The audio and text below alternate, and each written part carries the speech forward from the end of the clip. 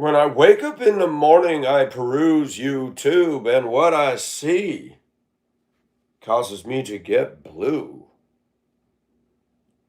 Everybody out there want attention. I do, you do. Wouldn't you like to get attention too? We got drama queens. We got SLUT teases. We've got little people in the basement that haven't grown up and they're grown people won't get a job and living on mommy's dime.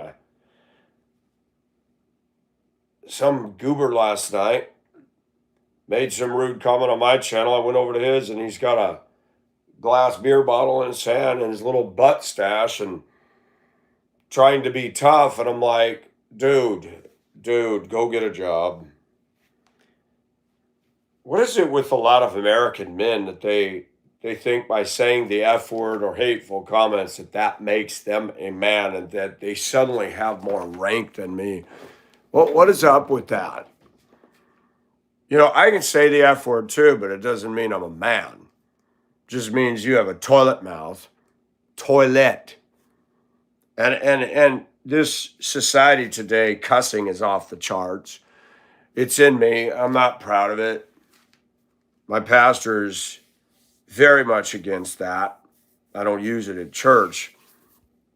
He said, before I was a Christian, I was cussed worse than a sailor. He said, it's not fitting for God's people. And now you got, I put this in quotes, ladies, their language is peppered more than mine. I mean, they can't go a complete sentence without the F-bomb or the B word or SHI dropped throughout it. It's crazy. People judging me because I wear a woman's top. I can take this on or off, but this stuff that comes out of people's mouth is indicative of a systemic soul problem. Perusing the shorts today, I wanted to say, are we dealing with content or are we dealing with PORN? Check this out. This girl is flat out acting weird. That's her channel. No bra. The itty bitty, you know what, committee. I'm not against that. But if you look and you can't see it, we're talking 7,500 likes. I've never once gotten out on a video talking about real stuff. I'm going to use an R-rated word here. Tits sells. It just does. It does. It is the fast track to getting likes and money on the internet. OnlyFans, this one too. This was an ad for music or something. And there was thousands and thousands of thumbs up. Years ago, I started noticing when you look at female singers and Hollywood movies that, excuse me, that little cold that I got that lasted more than 2 weeks. Stuff is still breaking up down there. Summer colds in Georgia are the worst. The camera focal point, the head is too high at the top of the screen, and it always makes a beeline for here. And I looked at musicians, and you see so much of this on the internet. And I noticed something. If you're dressed modestly as a woman, this is my friend, Rajput. She is India. She's a very pretty lady. You know, and she's got 33 people watch and a few likes. She's not showing anything. And I've noticed that women who are modest will get less views than the scantily clad. I want to address some of these things. And then you go to Montana, the Zipper, which is one of my favorite rides as a kid, which you can't see. Both these two gals are covered in tattoos. She's got a big old spider here. The other one, both. I'm just being honest. They're not pretty. In small town Montana.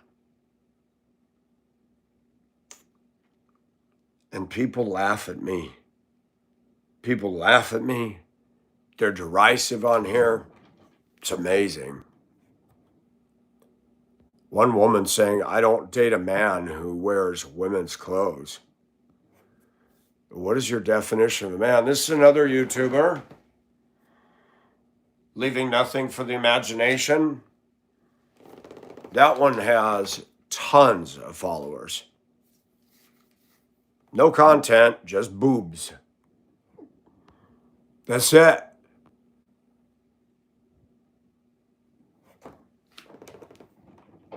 This one now is doing cooking in the kitchen. Tens of thousands of likes.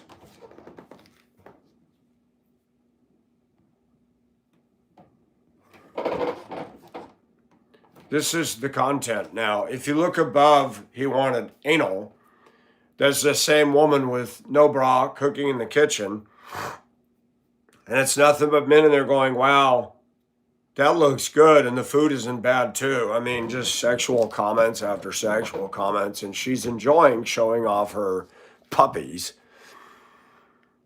I want to talk about this because I'm a man. I like breasts and I cannot lie. Big or small, I have no alibi. We men were made to notice. We men were made to notice. The problem with breasts is depending on what's on the other side of those, that can give you all kinds of drama and problems.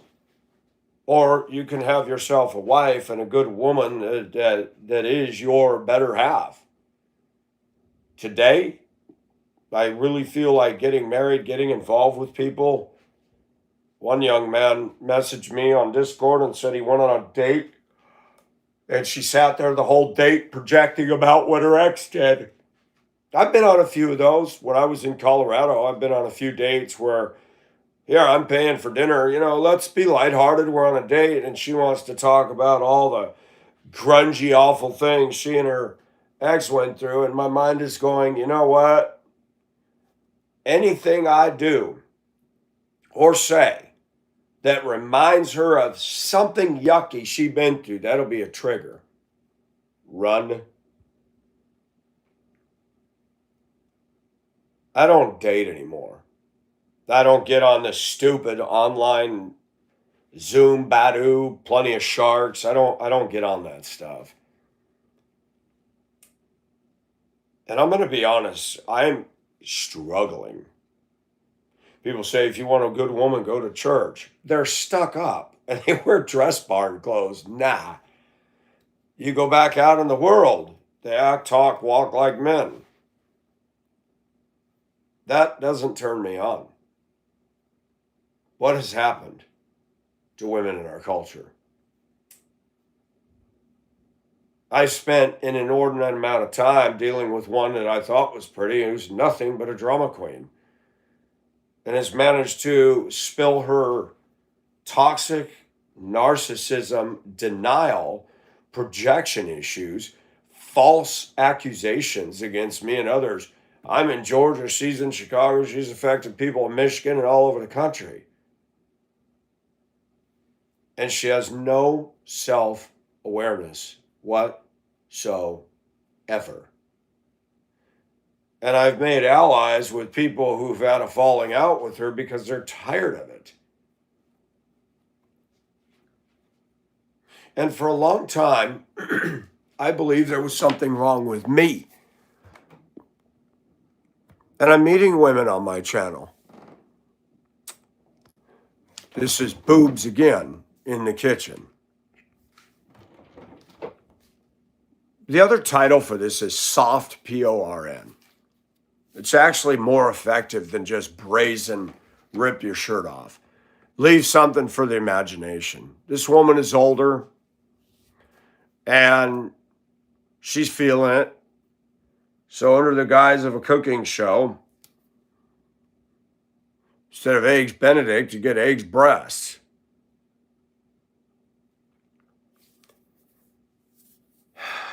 Our culture is sexualized. And America is a fascinating place and dichotomy because when I lived in Asia, I made love. Living in the US in the past, I had sex. There's a big difference. Big difference. I try to reconcile that this book tells us as Christians that there's not even supposed to be a hint of sexual immorality among us. There's more than just a hint. PORN is all around us. Young, underage women and our age women are dressing inappropriately. The parents or mothers of the underage girls that are screaming everybody's a pedophile do nothing to manage their daughters and say, you're not going out in that clothing. A man is not a pedophile for noticing equipment. Okay? Pedophile is one who's grabbing, groping, doing something. But a man in public, whether it's a teenager or a woman, teenager who's 5'9", got kahunas and everything showing and nipples, lust does not discriminate based on age. We're sight-oriented. And it's ironic that people camp on that. Oh, you're a pedophile.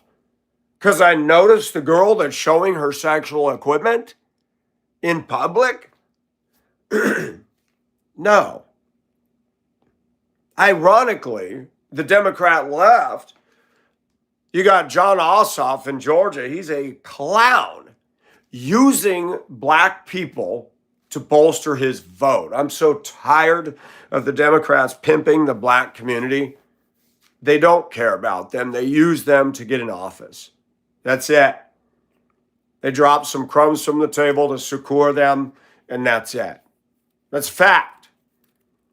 And Jon Ossoff is a clown in Georgia politics. He said, the black woman comes on saying he wanted the Epstein files released. Are you sure about that, Jon Ossoff? 99% of the people in there were Democrats.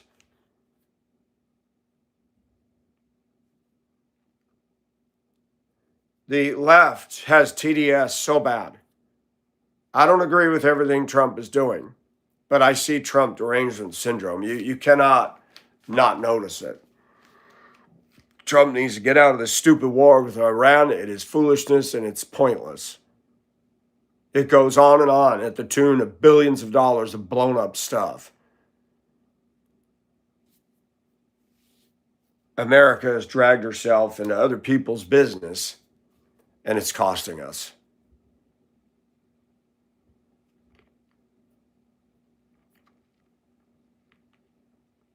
Let's go back to women. Let's go back to women in this country. There's good women out there. I don't run into them. Not in the streets of Augusta. Not in my job. Not in my church. There's a lot of dysfunction in our culture today.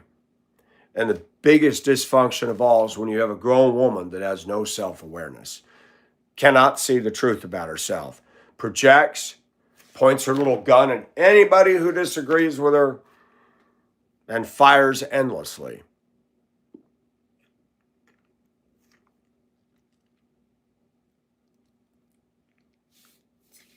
Liberals and females today try to stigmatize or weaponize words. One calling me a racist. One even left a comment saying, you talk about colored people. Colored people talk about my people. But you don't say anything about that, sugar lips. Shut it. Shut it. They talk about us all day long. I live in a town where they got signs, get out the black vote. Let me tell you, if there was one sign published that said, get out the white vote, these people here would be screaming racism from the ramparts. There's a radio station over in South Carolina. I call it Racist Radio. Claims to be a Christian station. All they play is black music. Not one song by anybody else of any ethnicity. And every time during an election, they're pro-Democrat, pro-anti-Trump. I had to ride a bus for a year of a black woman who was a staunch Democrat, blasted the radio through the entire route. I finally had to go to management and say, this is offensive to me. And the manager did have the mechanic go out and disconnect the radio. I'm like, it's so funny. She got on her bus. She go to turn that on, and I leaned over the back seat, and I'm just like looking down the aisle going, stuff's about to get warm in here. Ironically, she said Jesus Christ, and it wasn't in praise. She would yell at me. She'd yell about Trump. She'd start these discussions.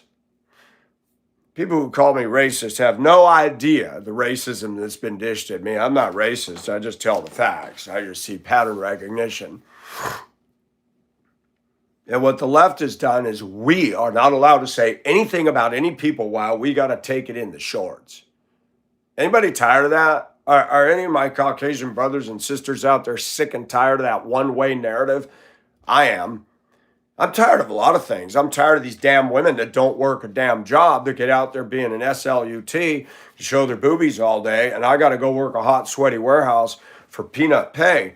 It is an unfair system, and people talking about women don't have the same rights. You got that right.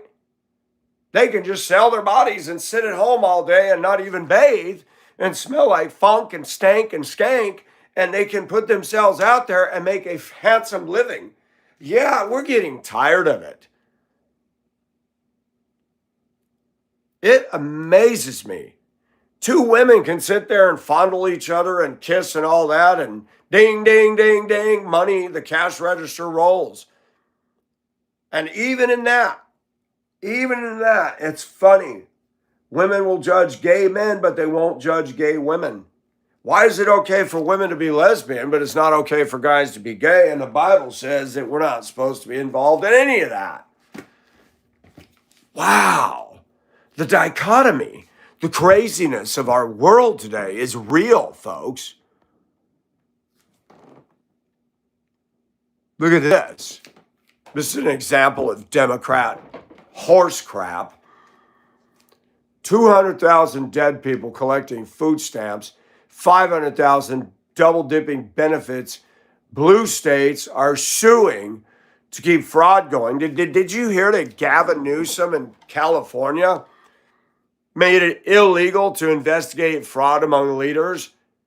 Who does stuff like that? A Democrat.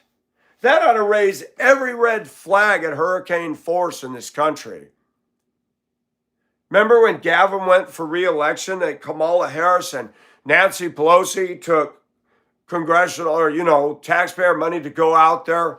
Did you know that the teachers union spent money to keep Gavin? And also, I didn't know teachers unions were supposed to be involved in politics. Oh, the school system's very much in politics. It's in the left's back pocket. That's why when you come into these schools here in Richmond County, they're playing that awful, nasty, what they call music, pulsating down the halls, saying good morning to the kids filing off the bus, and they have no interest in dealing with administrators.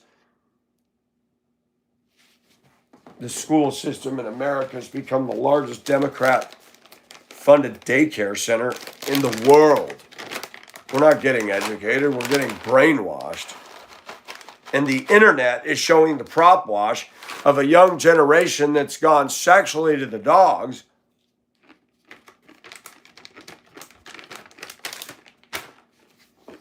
No one will get on this channel here. No one and criticize her. I mean, she was acting weird.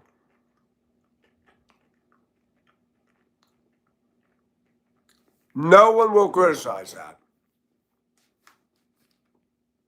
All the simp men are silent. But boy, let them come on the internet and see this. Let them come online and see this.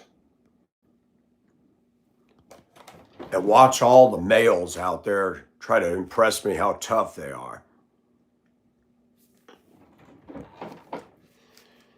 What people are judging on the internet is its own tell-all of how our society's gotten low.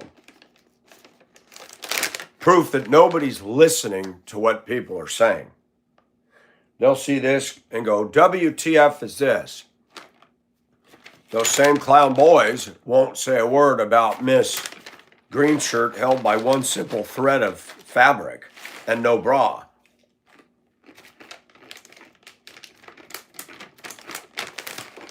I'm not being malicious by what I say. But even me, I was being analyzed by a woman who has more in common with a boy on male behavior and everything than a lady. I'm not slamming her. She's become an ally in this drama that's unfolded on the internet. She's got a beautiful frame. And I have had to learn to take time to get to know people like that, that woman underneath all that rough exterior has a heart. That's where the internet could come in handy. Breaking down walls and building bridges. We're damaged. She's said it. I say it. And the problem begins when somebody doesn't see that they are damaged. And they're an F5 tornado on the internet. They become so toxic that their own fans are leaving their channel and coming to mine and to others. And they still running their mouth, still posting lies. Her lie stepped up a game. I saw a comment.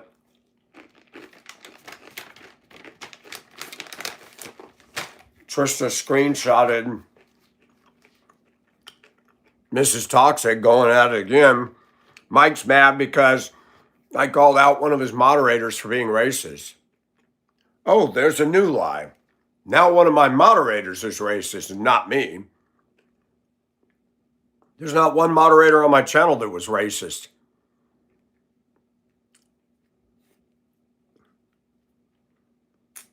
You ever seen a pickup truck? You ever seen a pickup truck get in the snow or the mud and it's stuck? And the douchebag driving the truck just keeps revving the pedal and is getting deeper and deeper in the mud. That's what that gal in Chicago's doing. I mean, she said, mud's up to the windshield and she can't go anywhere. And I've even had some of my own moderators chastise, rightfully so, and say, how much attention are you going to put on this? I said, yeah, I agree with you, but I'm human. There's a part of me I want to let her know. I know what you're doing. You've got some sort of deity Madonna complex, and you think you carry fear and weight and this and that. I'm in Georgia, honey bunch. We have a law down here that says stand your ground. You can fling monkey poo all day. I'm going to address it. And I'm going to be a man. I'm going to stand up to it. Because if you want to be a bad acting, rebellious Jezebel, you're parading your foolishness around. It's like you're running around in your panties for all to see, pretending that you're clothed. And when your friends see it and start speaking out and you still don't get it, but keep blocking everybody. Everybody can still see your stuff. I'm not even looking on your channel. It's being posted all over the internet, dum-dum. You're stupid. And I'm going to say it. You accused me of calling you names when I did. Now I'm gonna. You're a Jezebel and you're stupid. Man, you want your channel to go down in flames. Picture the Hindenburg. Jeez.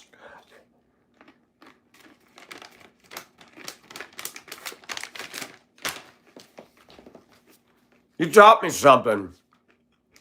Be leery of attractive, slender women. Stand back a long while before you give them a compliment. Wait long enough for them to show the fool that they really are. Thank you for teaching me that.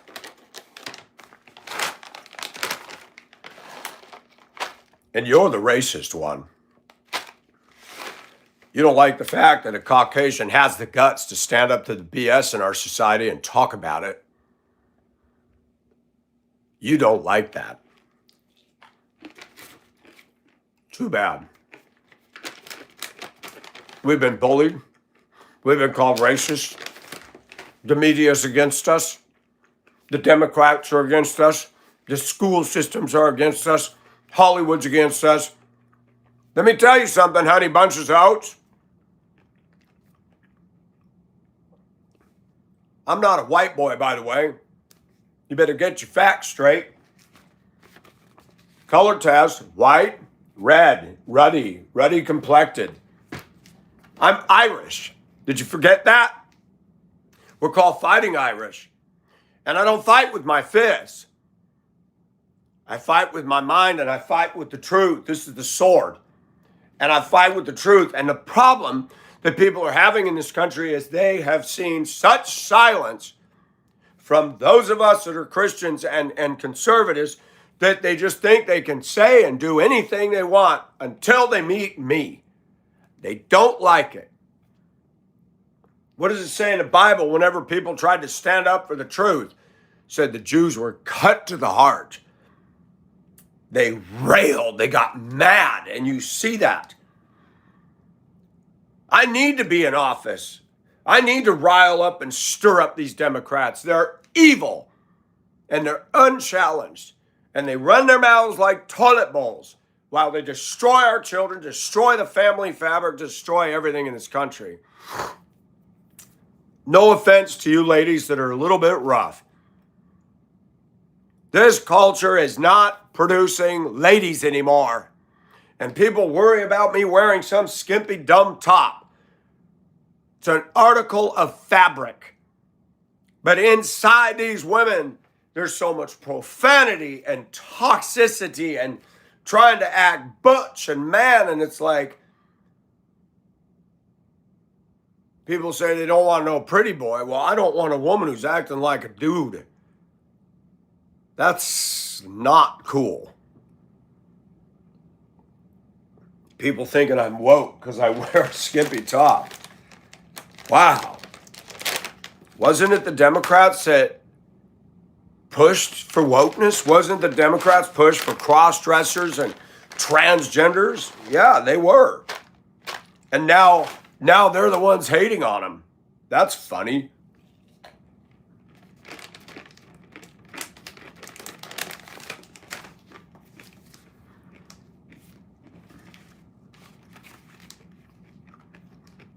Today's devotion to a certain person in Chicago is titled Plague of Lies, the Daily Bread. You can read it. Let me show you so you can see what it looks like. You might want to pick one up. And I noticed you were asking angels to protect you. Honey, Satan's angels or God's? You don't know Jesus Christ. You're not a Christian. Your channel shows by the fruit of your mouth that you are godless. What a cruel act to be untruthful, German theologian and monk Meister Eckhart once wrote in a poem that contrasts relationships built on trust with those damaged by lies. He described truthful, loving words as wonderful spices mixed into the days. But lies are like earthquakes in the mind and poison to the soul. Havoc is created in a mind that can no longer trust someone once loved. A plague is spread by one who cannot tell the truth. You just stop right there. You can read the rest. It's this one here. Today's date, August 17th, Monday. Gives you some scripture to back it up. Bible says, lie not. Do not bear false witness. And you're asking angels to protect you, I think you're praying to Satan, sweet cakes. Not a good idea. Angels don't protect liars. Angels don't protect talebearers. Angels don't protect drama pot stirring people. Angels don't protect grown women that cannot act, talk, and behave and carry themselves like a lady. Hello? You think I'm woke? I'll tell you what I believe. Most of the women today don't act like ladies. They're contentious. They want to fight. They want to get up in a man's face. This does not teach that at all. I was just reading yesterday about the expectations for women. Most American women don't follow that at all. I've noticed some of the women I talk to on my forum from overseas have a little more ladiness to them than what I see right here.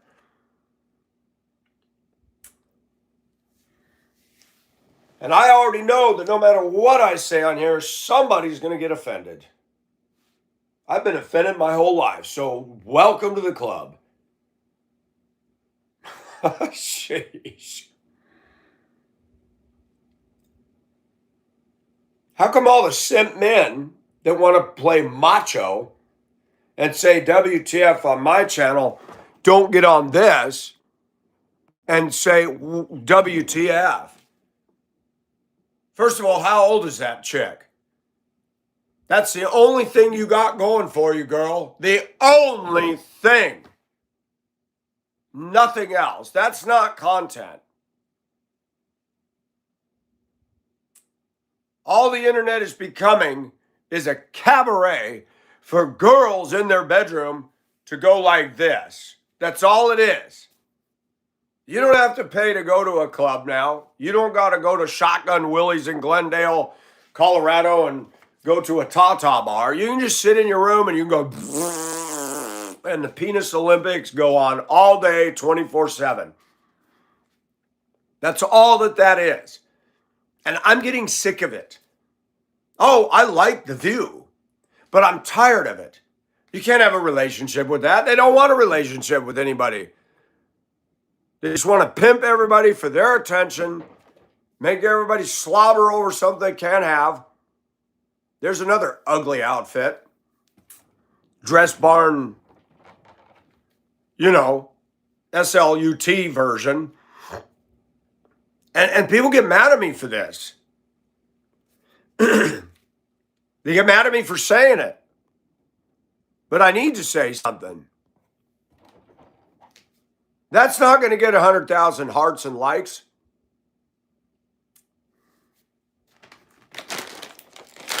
All the trash will. I find it interesting. Revelation.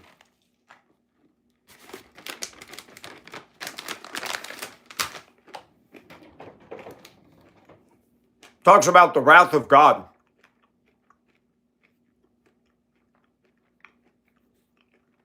I look at Pooja. This is not Pooja. This is Miss Rajput. And I like to look on international channels because I find diversity is beautiful. Unlike some drama queen in Chicago who has no diversity going on her at all. She's just acting like somebody who's the next star on Jerry Springer. That's it. That is not diversity. And I want to address this.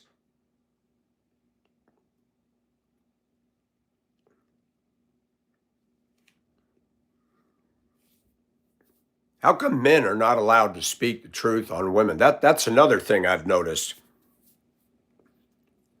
Oh, he dogs women. He's chauvinistic. I'm not chauvinistic at all. Women have abandoned us. Women have turned on us. They've turned on this. They've turned their backs on God.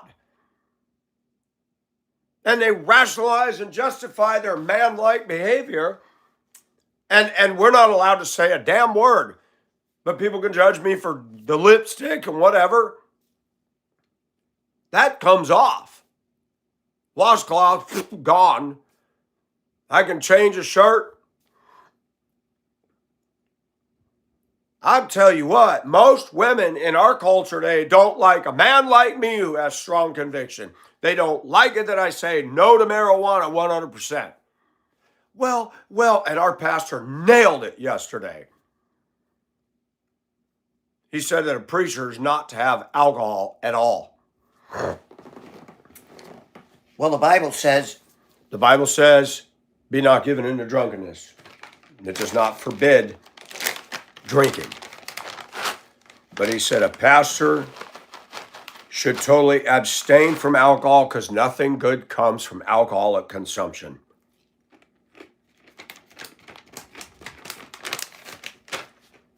I love my subscribers. I love my regulars, but some of the women, some of the men have a problem with tipping that bottle and getting drunk. That is not the will of God. People rationalizing drug use. Pastor said, yep, people try to tell me, well, it calms me down. He said, that says the Bible said the Holy Spirit is our comforter. Americans think that the comforter doesn't matter. I need my drug. Where's your faith? People get mad at me when I speak out against pot. This whole culture's drowning in pot. I smell it all the damn time. I smell it in damn cars going down the road. Where's the popo? That's DUI. Bust their butts. I don't care if I'm the only one standing on that mountain with my little flag. I'm going to stand there because I believe what I believe. I'm tired of this country. I'm tired of the Washington politicians are destroying it. And you got clown preachers out there making millions of dollars when they should be telling people to repent and turn to Jesus Christ. I'm not perfect. I am totally not perfect. I sin. I struggle. I love looking at pretty women. But I do have this disgust for these girls parading all over the internet. You think I can get a date with this? You think I'm going to get a date with that? Never. She's too good for me. She's a diva and a deity. I have to come before her groveling with an offering of hundreds of thousands of dollars. Let me tell you something about that. Spend 10 minutes with her, you'll get annoyed. Just the way she's dressed tells me everything I need to know. Look at my tits. Look at my tits. That's all she wants you to know is I'm hot. That's it.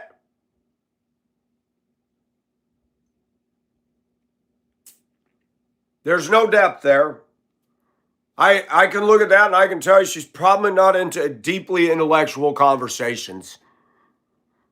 Women get mad at me for saying this, but they just remind us men again, it's not good for man to be alone, but they're out there strutting their stuff, showing it off. Can't touch, can't have.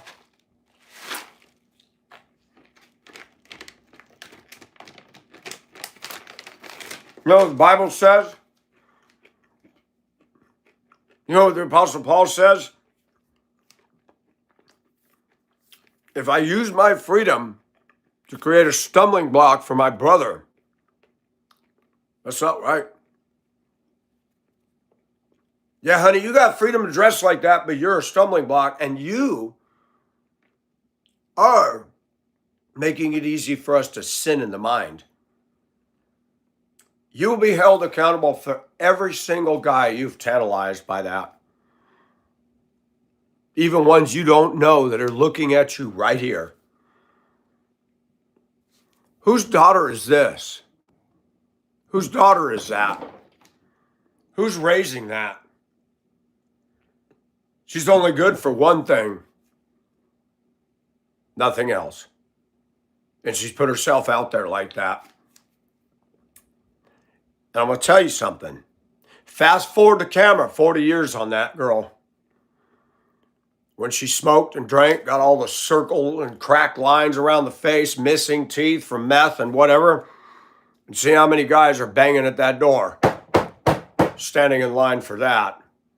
When the beauty goes, when your one-string guitar finally goes, dang, and breaks, what do you got? I'm telling you, people say I'm mean. People say I'm horrible for saying what I'm saying.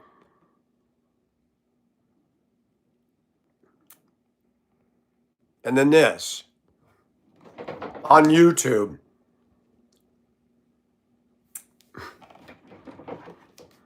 This morning, I saw a Filipino woman standing in an upper end kitchen inside with shades on. Hi, guys.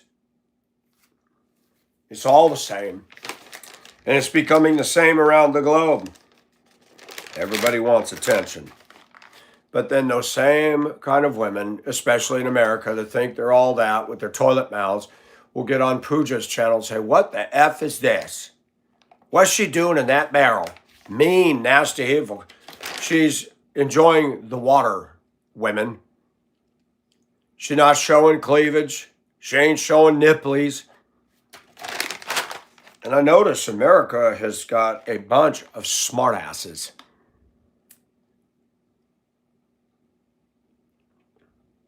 You know what the Bible says about this country? What? America's in the Bible? Sure is. Listen to this.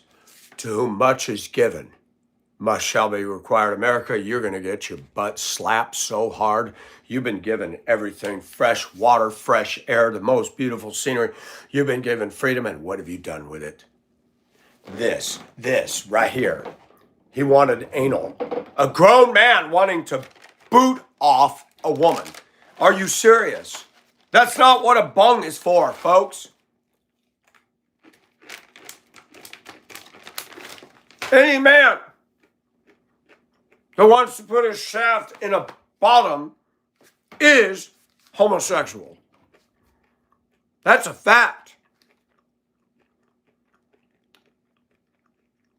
He didn't get the memo that that's what a vagina is for.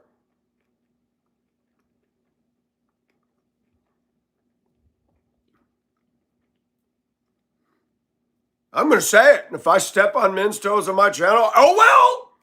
What else is new? Somebody else will get pissed at me and start 99 video rants against Ocean Heart. You sticking your sausage up a girl or a guy's butt.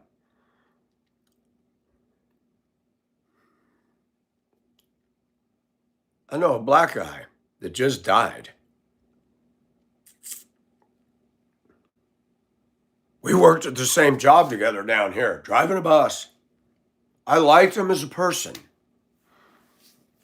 He was missing work. He was getting health, and I noticed he lost a ton of weight. I finally asked somebody, does he have AIDS? They said, yeah, he does. He came in one day in the break room bragging about his horniness. I said, I'm going to ask you a direct question. You're talking about anal. Why do you like that? Mr. Nelson, it feels so good. Said something about tickling your testicles from the backside. I'm like,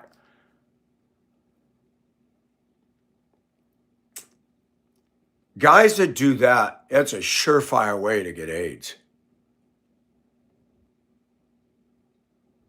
The lining in your intestinal tract is extremely sensitive. Ramming something in from the exit hatch is a good way to guarantee your demise. How did we get there? How did we get it so that guys like that? Getting fecal matter on your thing. How did we get there? Our country was, for many years, considered a Judeo-Christian ethic.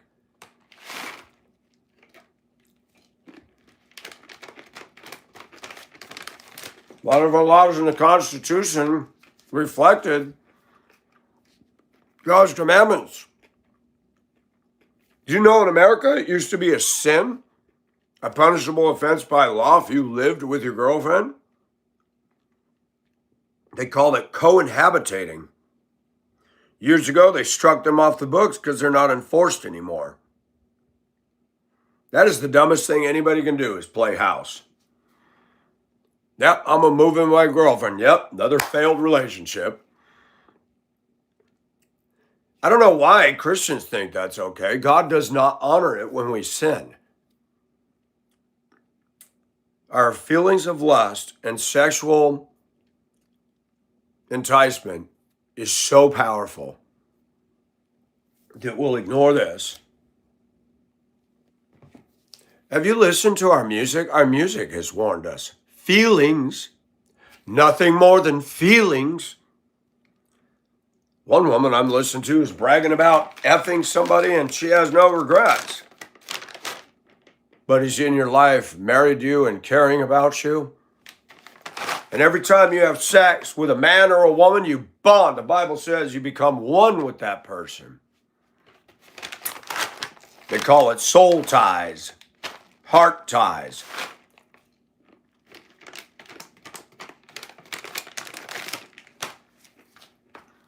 Women are just as guilty of love them and leave them and FWB as anybody else. I'm in the 70s and 80s. I remember growing up hearing men don't want commitment. But honey bunches of oats, it's 2026. Women don't want commitment at all. They want a commitment to your ATM. That's it. Not all women are like this, just most. Third world countries excluded. Some restrictions apply.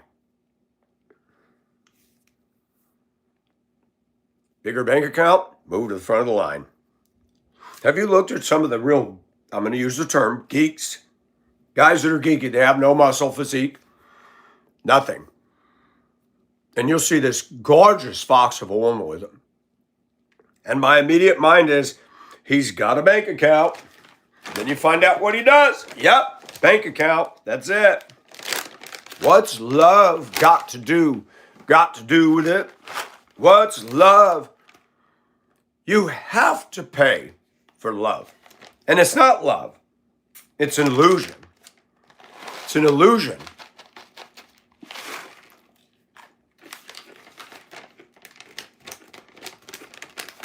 I think it's so funny. I watched the light counter. It was 29. Somebody took 2 likes back.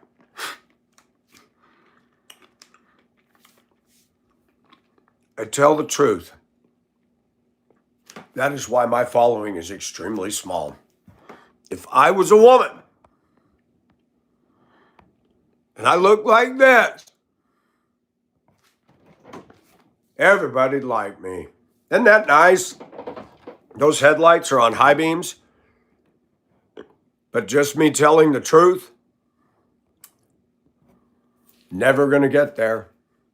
Never going to go viral. Never going to get hundreds of thousands of likes or hundreds of thousands of dollars. Do you know there's a fans only or OnlyFans woman? She's bragged about having sex with 850 guys. She makes $35,000, $40,000 a month being a tease on the internet. Why do men pay for something they cannot have? Man, boys, can I give you a heads up? You can look at millions of women out there free on the internet, pictures, where you don't have to pay a dime because it's all over the place. Why are you paying for her to not have a job? And you damn simp men have contributed to the narcissism and the entitlement of which we're trying to survive against. I said it when I worked at Denver schools. Jolene walks in the break room. My coochie itches. She said it out loud. I walked up. I said, really? Well, I'm just being honest. And I lowered my voice. I said, what would happen if I walked in here and said my balls itch? You'd probably be fired. They ain't going to touch me. I'm a woman. She caused so much trouble in that place, so much division, so much hatred. She is a reminder of somebody in Chicago doing the same thing. Pattern recognition. Pattern recognition. She finally got herself. She pulled up. She failed at her job. He said, you're either going to get fired or you can quit. Well, they gave her a choice. They told me, you can just quit. I said, oh no. You guys are going to fire me? Bring it. I didn't collect unemployment. I did call some attorneys. Nobody wanted to handle this.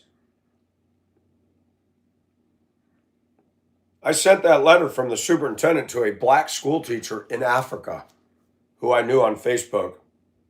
She said, you're not racist, Mike. You tell the truth. She said, they got a problem with truth in your country.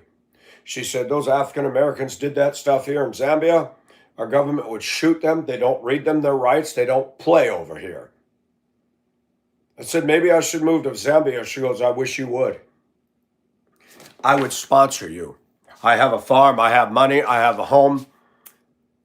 Mabel wanted me to marry her. I didn't look at her that way. She was a dear friend.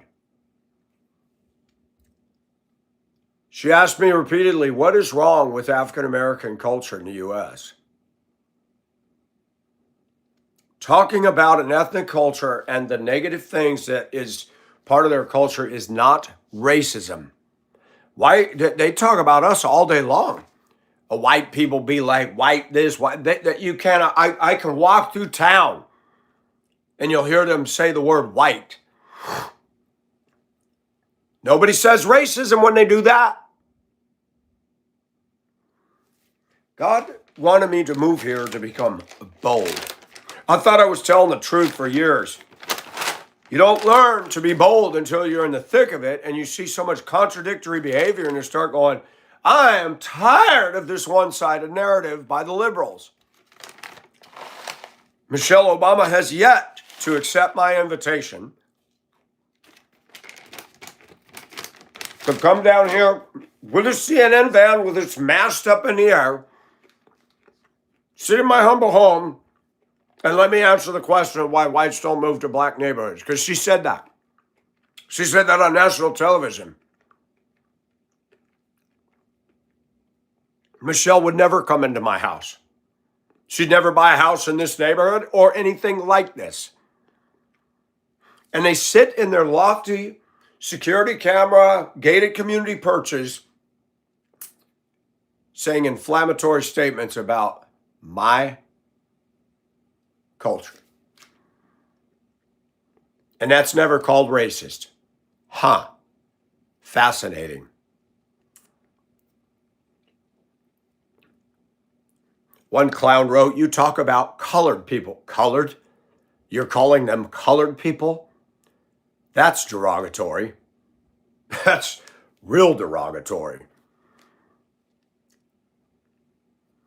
I talk about everything, and I talk about all cultures because there are things within cultures that are inherently evil and wrong. And this book calls that out, talking about partiality. Whites have been accused of partiality and discrimination, and actually it's gotten so bad in the U.S. that you cannot tell a black person he or she is racist. They don't believe it. Actually, racism is stronger in black America than it is white America today, 2026. My observations. My observations. I have a right to say that.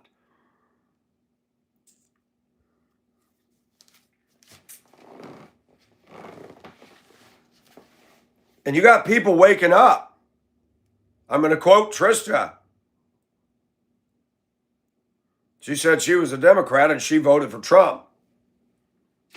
There's something happening with some people in this country. They're waking up. I don't know why we use the term woke for liberals. That's absolutely not correct. I say, I'm awake. They ain't woke at all. They sleeping on a lie. And woke is a term associated with all the craziness of the lunatic liberals.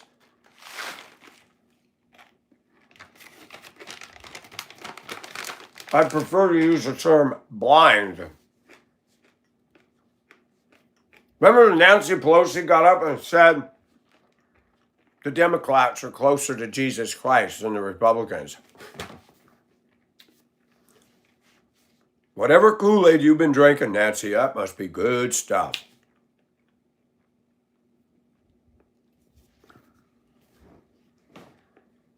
The reason I say what I say is I've had enough.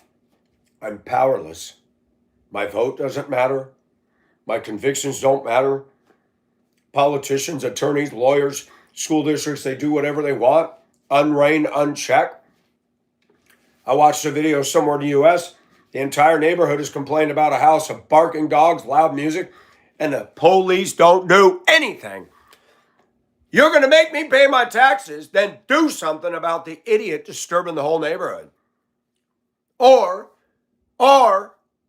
don't charge me taxes. We don't have rights anymore. Good people don't have rights in America. Justice for all, my butt cheeks. Justice for criminals and clowns and George Floyd and Michael Brown and all the clowns and Rodney King, but no justice for people that come home from work, want to go in, eat their dinner, and have peace in their home.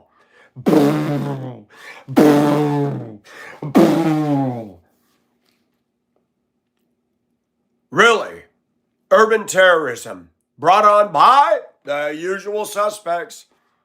They talk about respect, man, respect. You ain't respecting when you shaking my house, homie. You are disrespecting.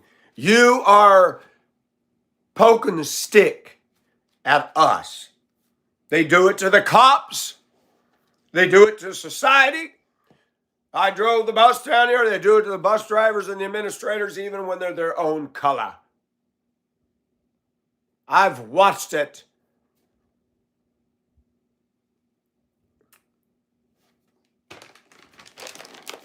Takes a lot of guts for me to sit in a school bus of high school students that are all bigger, taller, and more muscular to me.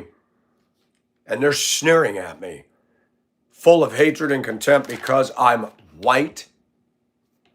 I'm a good driver. I'm polite to them. They're rude. There's one gal that rode one of my high school routes. She works at Walmart.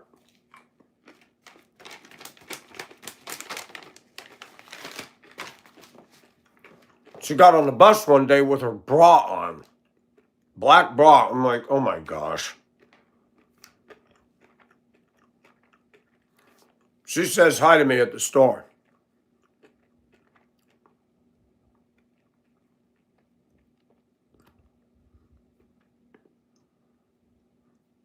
We did have a talk one day. I said, I'm not driving anymore. I said, boy, that Glen Hills route. She looked at me and she said, they're so stupid. I saw what you went through. She said, they're just so stupid and ignorant. That's from a black woman that rode my bus. And to my moderators, I listen to you. Part of the problem in our country is when we're silent with false accusations. And I stand up to Angel Baby, and I stand up to others that are liars, character assassinators, and projectors. That's what my channel's all about. She doesn't have any content. Her content is drama-based. It's her making accusations that everybody's harassing her and her children when she's doing the same to everybody else. She come over and kick over a pot of gasoline by an open flame, and then when it blows up in her face and she gets singed and burned, she complains to everybody about how unfair it is. That's dumb.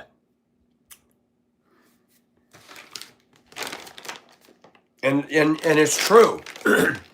I need to work on peace in my own life. Sometimes I don't have peace because I want to make a difference. I want to be heard. All I hear is this loud noise from the left that dominates this country, that's shutting us down, that's bullying us, pushing us up against the wall. They've done it in the UK. They've done it to Germany. They've done it to France. Did you see the video of New York? Did you listen to the imams and the Allah Akbar chants? And the Muslims standing up saying, this is New York, a stand now. Mamdani's our leader and Muslims coming and we will kill Christians. Why is that okay in this country? Get those mofos out of here. I realize I'm not showing the love of Jesus. I don't have love for that kind of hatred. Why are politicians allowing them to come in? You think you ladies on the Democrat left are going to be safe? They're raping and killing women. When they become the majority, they will come into your neighborhoods. They're not going to be afraid of the police, your camera, or guns. They will come after you, dum-dums. Islam is no joke. It is satanic. It is motivated by pure hatred going all the way back to Ishmael. You're dumb. You can't play footsie with fire and not expect to be burned. And I will go to my grave saying, I can be tolerant about some things. I have zero tolerance for Islam. And I can be just as militant as they are. They want to shout Allah Akbar. I'll say, Jesus Christ, come and deal with these people. It'll be a glorious day when they are defeated and they are silenced once and for all. Allah Akbar is offensive. It is blasphemy against the holy God. These imams are rabble-rousers and haters, and they hide in their mosques, and they galvanize their people to be terrorists and do dirty things, backpack bombs on buses. They took a white guy in a wheelchair on the Kili Loro and dumped him over into the ocean. In the 80s, I remember that. Islam is not a religion of peace. This is a damnable heresy infested by Satan and his minions.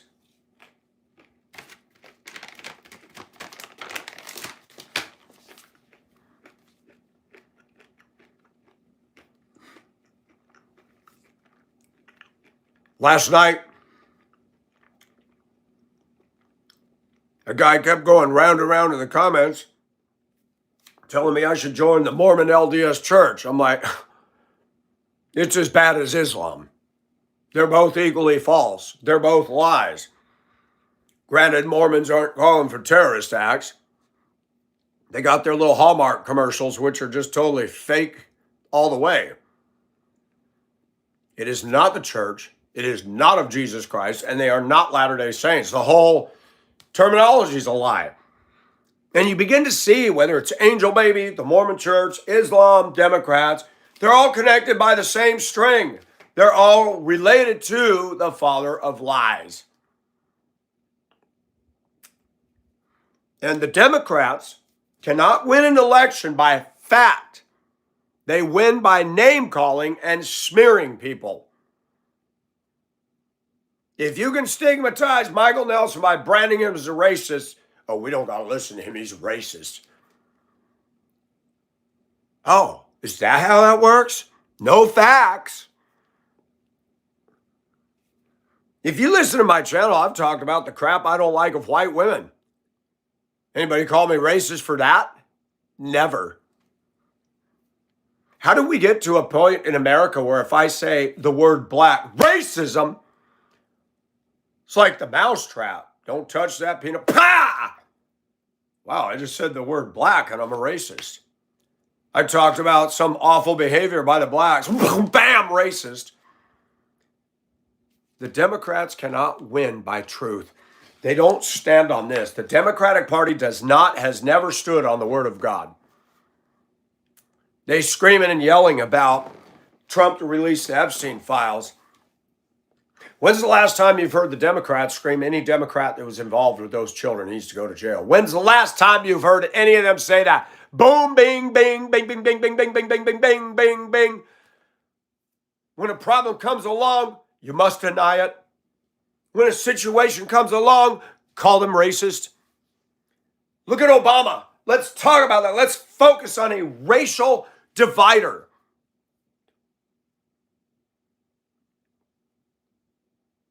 Obama's father wrote a book saying whites are empire builders. Oh, really? Well, I've seen blacks trying to be empire builders here.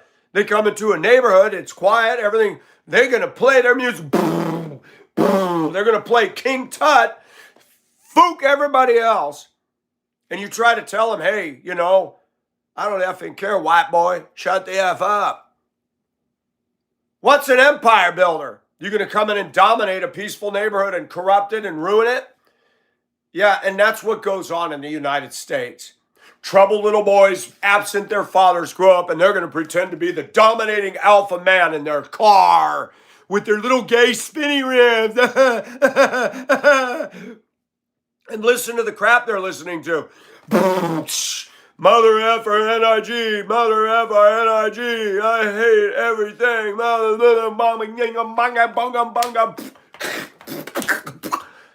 You got some clown coming through the neighborhood with a Tahoe with the SN 2 inches from the ground, the hood pointed to the moon, with that little loudspeaker, and he'll, I can make a go ahead and call me a racist. I'm speaking facts. It's crap. It's offensive. It's noisy. I don't want to hear it in my house. And you talk about respect. Excuse me, you don't know what it means. And I said it, you can dish it out, but anybody speaks the truth. You want to kill them, shoot them, and call them a racist. That's how the Democrat wins. By galvanizing people to believe a lie, brainwashing them to believe, and they're teaching in the schools that whites are racist, whites have privilege, and whites should be sorry for being white. Who does this? The devil? The devil? I will say one thing, and I'm gonna say it.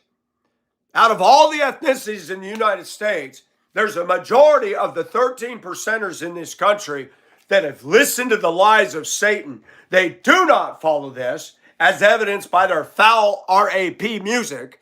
They do not, when they vote Obama, and they sit there. I had a guy at work telling me how wonderful Louis Farrakhan was. Boy, now there's a racist man. And I said, you do realize that the daughter of Malcolm X say that Farrakhan killed her dad.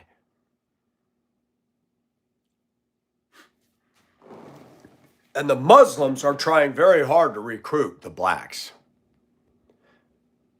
Because one thing I know about blacks that are not Muslim, and these Muslims try to move in and crowd us and do what they do, blacks that are not sympathetic to Muslim are not going to take it. Blacks don't have the fear that the rest of us have. Whites are more afraid of blacks than blacks are afraid of us. That is a fact of observation of 60 years of my life.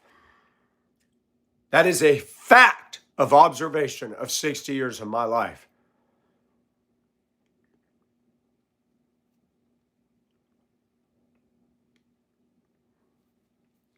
I was fired because I told the truth by Richmond County BOE. The board was never made notice of any of this. The schools used to teach our Constitution. They used to teach life, liberty, the pursuit of happiness, and freedom of speech. Now they're teaching that the founding fathers are racist and we're all slave owners. They're teaching that the Pilgrims were these horrible people. Has one black person ever read the story of the Pilgrims and the Mayflower? Probably not. Candace Owens, who I used to respect, was standing up saying that blacks needed to Brexit the Democrat left. Now she's going off on some, her engines are on fire, her plane's going down. She knows more about Charlie Kirk than even Charlie Kirk's wife does. She's made inflammatory comments about Erica. Now there's question about her and her own husband. I never hear you talking about your husband. Let me tell you something. Don't marry a woman who's in social media. Do not marry or date a woman who's obsessed with social media, because your marriage is going to suffer. They're there to get attention for themselves.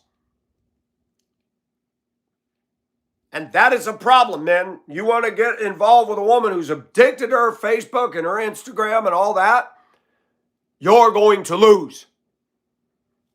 She gets the adrenal boost from all the hearts and likes. And even as your wife, she'll start wearing stuff like this. Hi, guys. Yeah, I have a husband. Yeah. Yeah, I have a husband. I love my husband. Uh-huh. Uh-huh. Uh-huh. Lie. I see it like I see it. You offended? Get off my channel. You offended? Get on your knees and confess to God that you got a problem. And it ain't me. You don't like the truth. And you got these clowns getting on here commenting about the way I'm dressed. Why can't I wear this? Why can't I show my cleavage? Because it ain't right for men. It ain't right for a woman to do it either in public on YouTube, but they do it. It's funny, there's a new list of rules today.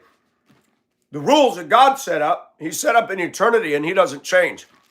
Society changes, culture changes. I like what Pastor said yesterday. He said, I don't care if the Supreme Court legalized gay marriage. It is wrong in God's eyes. Men and women, you women acting like men, go back to this. It is unbecoming of a woman to act like a man. And you're right. Deuteronomy 22:5 says, if a woman dresses as a man or a man dresses as a woman, it's an abomination to God. It's the truth. Then why did you do it? Because I enjoyed it. Bible says sin is pleasurable for a season. Why do we have sex? Because it feels good. Why do people smoke pot? Because it makes them high. Why do people steal? Because they think it's okay.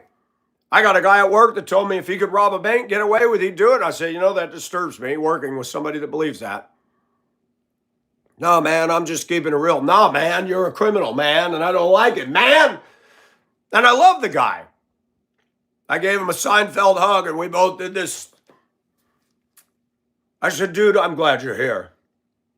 You're a good worker. Because I'm going to encourage him to do right.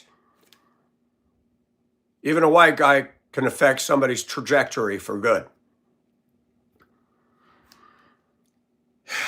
It's Monday. I don't like Monday. I don't want to go to work. Mondays are usually merciful. But it's hot, and I'm bothered. I'm bothered at the State of the Union. I'm bothered about my own shortcomings. I long to have a woman. But what do you get with a relationship today? In trouble on my way. I have to cry sometimes.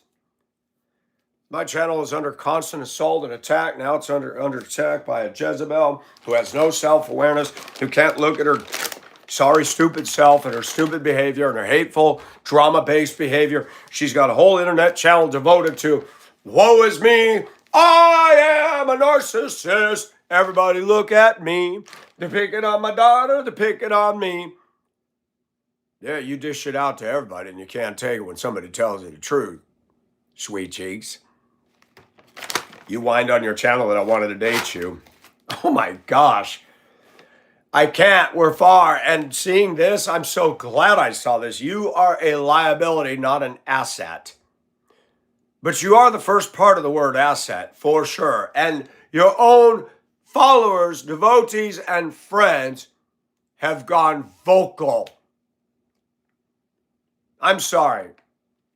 It's wrong. It's wrong for us to use language. But I'm human. And when Trista said, F you, I'm like, show her the door. But she's still spewing stuff and posting stuff. Why? Because women today have no clue of this. Zero. And you think you wouldn't want to date a man who wears clothes? That's cool. I'm good with that. No man should date a woman that talks and acts like you. You're not a good woman. You're corrupt. You're foul. You're vulgar. You like drama. What is a man going to get if he marries you or dates you? A headache, false accusations, drama. Yeah, fun. That's what men have to look forward to today. Busted, broken, baggage-laden women. Busted, broken, baggage-laden men.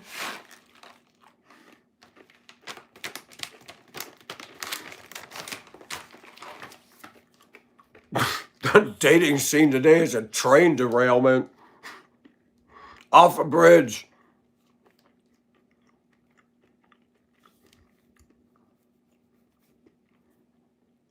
I talked about adaptation yesterday. Guy at work told me, oh, I don't want to date her. I just want my piece of the pie with her. Everybody's learning how to use everybody and exploit. If I can get an orgasm, I'm good. I don't want to be involved with all her drama, but I just want to. Why? Are you that desperate? But meanwhile, Ocean Heart tells the truth, but I can't compete against that. The power of visual is massive on the internet. She's pretty, right? What's going on inside of that right there? I promise you, if that woman was in my life, that beauty would give way to some ugly inside. I go to the flea market and there's teen girls selling phone accoutrements at a couple of the venues, and they're awful. They dress extremely inappropriate for young, underage girls. I read body language. They got attitude written all over their face. One day I walked by one of my skimpy tops and they both went, I should have stopped and say, yeah, you both got a problem. You guys, but I can't. I wouldn't. You can't say anything to these kids today. They're rude. They're showing it all off. One of them goes to our church and sings in the choir, and she's got that rest me biatch face. I heard a Christian commentator once say, stop giving women a microphone in the church. It's ugly. Stop giving them a mic. Pastor yesterday said, women have no business being a pastor. He said the Bible makes it very clear that a bishop, overseers be the husband of one wife. He said, I hear that churches with women pastors are growing. He says, I don't care. God's not blessing it. God's not behind it.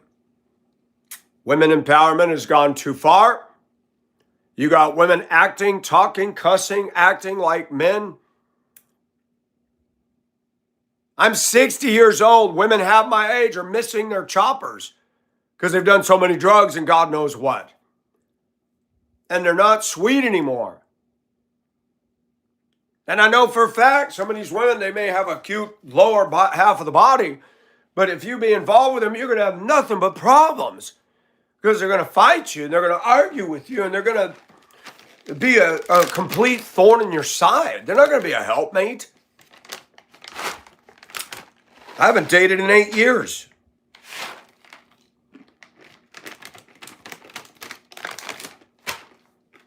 And it's Jenny. And her number was not 8675309. Came into our church last winter. She definitely had some neurotic problems. I saw her. She's pretty, slender, petite. There's a pattern here. There is a pattern here.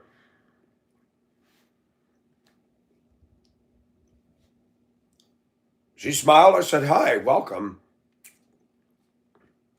She had a problem with our church, a legit one. After Sunday school, I said, how'd you like that? I'm not comfortable here at all. I said, I'm sorry. I said, I felt that too, but I said, our normal pastor, he's pretty right on. She sat at the back of the sanctuary. I sat in my spot up front. After church, that woman couldn't get out of there fast enough. One cylinder fired on our SUV, and she fled out of the parking lot. Well, she won't be back. No, she shows up months later. working her charm. Hey, I know you're sitting over here, but will you join me at a table? Can I be honest, ladies? I have a problem. And women hold this against us while they're trying to get the attention of that head down there. They hold it against us. She had on a skirt and she had very nice, smooth legs. I'm like, dang, I don't normally notice a woman's legs, but hers I did. I'm like, well, those are nice. I sat by her. She made a lot of comments.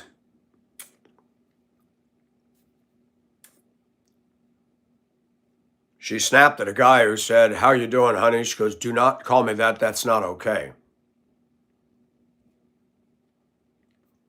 She sat right next to me in church. I was distracted. I'm trembling inside. I can't handle a good-looking woman sitting that close to me with that much skin showing and not feeling my manhood. I'm going to reach over, put my leg under her thighs, and I will pick her up and say, let's go home now.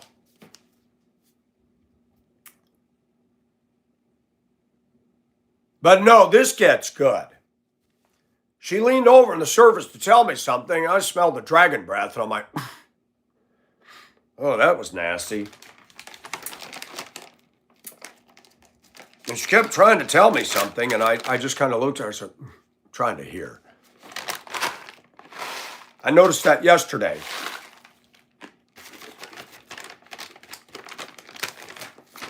And Kevin, I'm going to address you. Since you're making public comments about what I'm saying, I'm going to address you. You want to promote Mormonism? Hold your hat. I'm not done yet.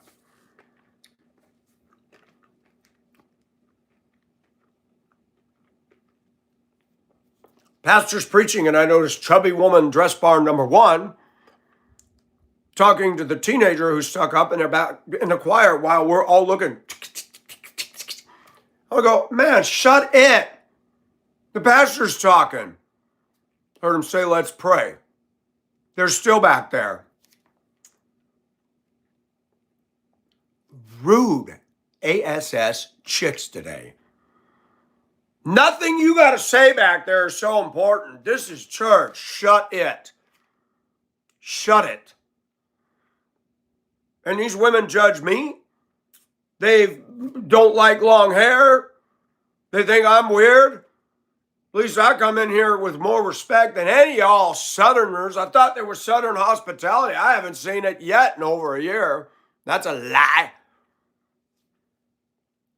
And no, all you people that hate me out there, I don't go into church dressed female.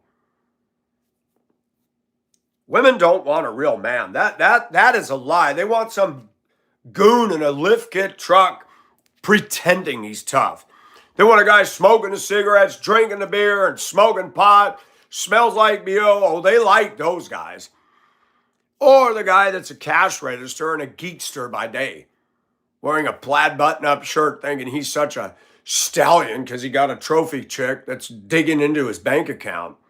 The amount of deceit and false imagery is just alive and well in this country. I was down at the Soul Bar New Year's Eve years ago. A man shaped like a shipping channel buoy. You know, like bowling pin from the head down, and then the bottom goes like reverse bowling pin. I mean, I'm sorry, he was big. His waist was like this big, and I could just picture him bong, bong, bong. He had a hot trophy woman next to him. She came out front. I'm standing out front. She was a 10. She was an escort. Many of us asked, can we get our picture with you? Which I did. I posted on Facebook. Hispanic male friend of mine at Denver School says, Mike, where did you pick her up? She's hot. She ain't mine, dude. She's an escort of some dude in here. She let us take our photo with her. He had to pay probably $1,000 for her to wing woman him. sad. And women know this from teenagers on up. Pastor said something that really disturbed me yesterday in Sunday school. And Kevin, I'm going to deal with you. He said I talk bad about my church. I don't talk bad about my church. I talk bad about some of the people in there. I've never talked bad about my pastor. I'm honest and said that my church has left me wanting. I'm not getting the fulfillment, the fellowship, and the passion for Jesus that I desperately need in a world that's very much headed to hell.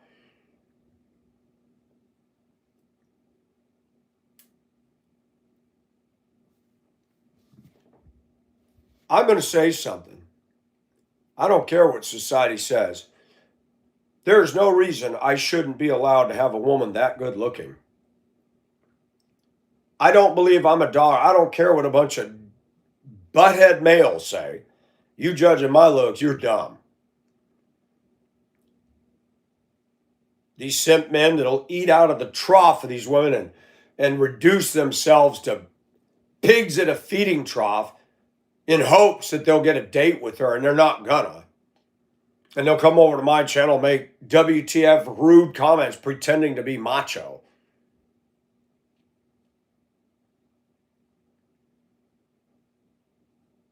Legends in their own minds.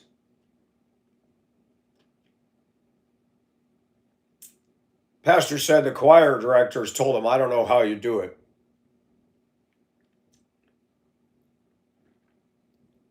Dealing with people in church. And the choir director told him I would kill people. And Pastor emphasized, he said, literally kill them. No wonder I don't like this guy when he gets up there and testosteronic and talks with a deep voice, bald head, hair loss at an early age, 12 years, 13 years younger than me, tries to shake my hand and crush it. And his daughter, who went from elementary school to preteen or tween now, is acting very stuck up. And she gets up there with a microphone and changes her voice to sound like a black soul singer. I'm like, you know what? I'm so tired of all this dog and pony bull crap show. The music doesn't do anything for me. It's the same parade of Summer of Stars, the same people singing the same boring stuff. You know, I'm going to say it. I'm not made like anybody else, and I'm tired of society that's beating me up because I'm diverse. Celebrate diversity is a lie. They don't celebrate mine. And I've had enough.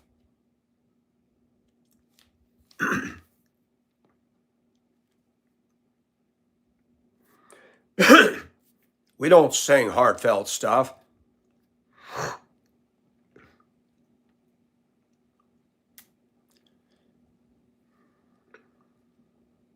Father, I put my life into your hands. John Michael Talbot had some of the most soulful, heartfelt, scriptural music. We don't sing that.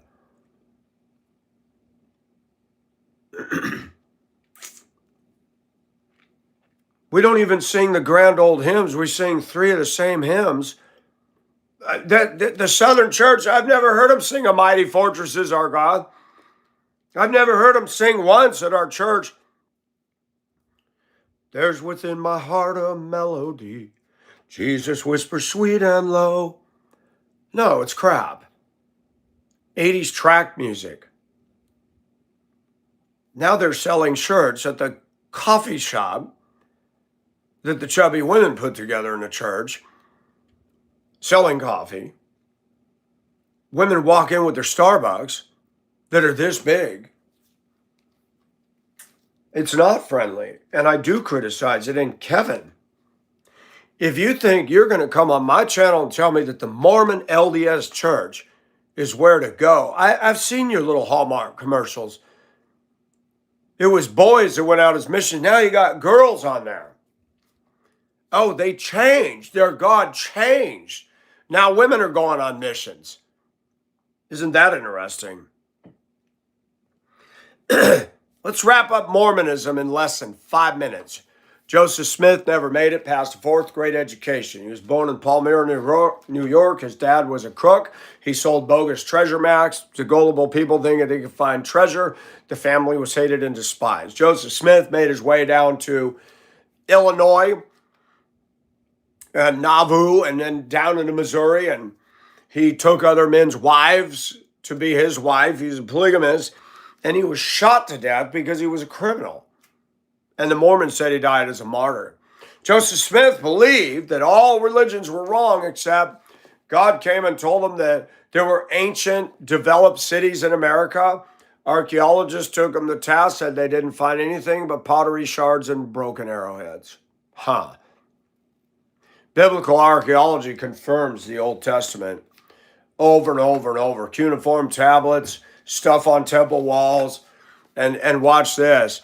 Mormonism is one big lie. Just like Islam, just like Jehovah's Witness, just like Catholicism, Buddhism, Hinduism, Shintoism, communism, atheism, all the isms in the world are going to hell.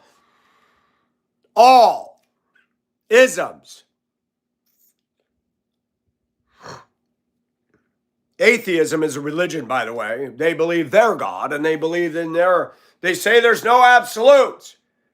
Well, they contradict themselves because an atheist believes that it's absolute fact that evolution is true. Well, you just said there's no absolutes. So you lied like a rug. You cannot have something just happen by sheer accident without an intelligent designer. You cannot have a Ford truck appear in your driveway creating itself. Somebody put it together. Somebody designed it. You cannot have a human body into separate, distinct life forms called animals, insects, birds, and beasts of the sea. And that just happened. It didn't just go frosted Lucky Charms. Didn't happen. Atheism and evolution is a lie. False religion is a lie. Communism and socialism is a lie. Humanism is a lie. The Democratic Party is the father of lies because Satan is their master. The Democrats, Ilhan Omar, Rashida Tlaib, AOC, Maxine Waters, Jasmine Crockett. These people are liars. They all believe a lie. John Ossoff, Raphael Warnock in Georgia, liars. I would say to their face, Gavin Newsom, a liar. Whitmer, Michigan, a liar. Barack Obama, a liar. Bill Clinton, a liar. Hillary Clinton, a liar. Let's go on. Biden and Jill, liars. Who's the clown that screamed about Al Gore? Liar. If the earth is warming up, how come your carbon footprint's bigger than most Americans? Liar. Bill Gates complains about overpopulation, but he owns a house the size of a school and buys up tons of land in South Dakota. He's a liar. George Soros is an evil liar. The Rockefellers, the Rothschilds are liars. The Kennedys are liars, and they made their money on bootlegging. People complain about the Epstein files. Let's deal with the Democrats and their lies, and let's deal with the lie. Why is not one Democrat arrested? Nancy Pelosi and her husband were just found out of stealing more money. Why are they not arrested? She said no one's above the law except them because they're liars. The father of lies gave birth to the Democrat Party. The Democrat Party supported slavery. The Democratic Party supported the KKK. The Democrat Party wrote the Jim Crow laws. And to put all that on Republicans is nothing but a lie. To call me a racist, Angel Baby, you're a liar and you're of your father the devil. Your whole channel, you have fruit which is consistent with your father. Hatred, variance, strife, discord, enmity. That is not the fruit of the Spirit, honey bunches of oats. And I have my problems, and sometimes I lack peace because I'm tired of what's going on in our society, and I speak out against it, just like they did in the Old Testament, just like people do. The father of lies is real, and he is active in this country through the education system, through the entertainment industry, through politicians on Capitol Hill. And I've got a problem with the Republicans. They're mamby-pamby wussies, and they don't do anything to solve the problem. They've tried to play nice, and all they do is play nice, and they're not cutting edge. You won't see one Republican on Capitol Hill talk with fire and passion like me. It isn't there. Bunch of boring elephants just walking around in a circle. That's it. And then you got jackass donkeys running loose everywhere, kicking everything over. Stupid. Jesus is called the Lamb of God, and he's called the Lion of the tribe of Judah. He came into the world as the Lamb of God. Once he removes the church and he comes back after that, he's coming as the Lion.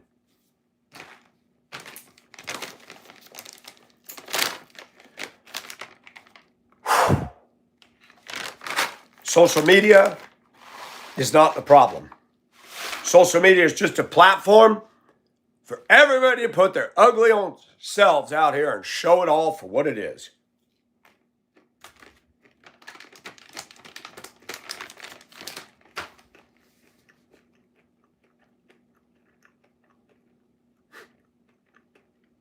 When I turn off my phone, when I go to bed, sorry, just looking at the charge, I momentarily stop and say, you know, God, I too am addicted to the internet. I've been driven there because society, if I had a church that loved me and I felt the passion of God's people and fellowship, I'd want to go there more. I'd want to go there on a Saturday and hang out with the people of God. What does it say in the Bible? He said, let us go up to the house of God. Was it Solomon or David said, better to be a doorkeeper in the temple of God than dwell in the tents of wickedness? Do you know Americans are dwelling in the tents of wickedness? People bragging about who they effed, who they had sex with. I got a guy at work, he'll tell me about the great time he had Saturday night with another girl that he loves and leaves. That seems to be the norm out here in this culture. And black women allow it. And they're complaining about us. Talking about how we're racist. Man, your old men shred and use you. What are you talking about, ladies? You won't date us? What's the definition of insanity? Doing the same thing over and over again, expecting different results. Feelings, nothing more than feelings.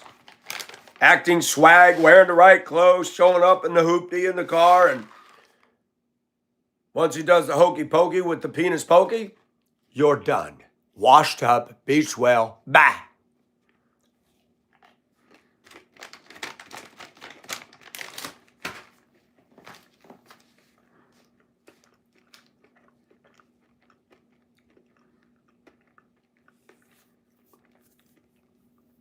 I told the guy I worked with,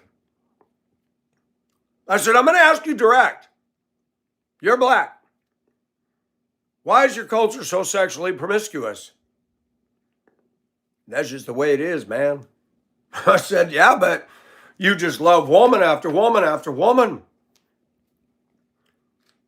Morgan Freeman said 75% of the problems in the African-American community are of their own making. Out here, I was told 75% of the kids in the black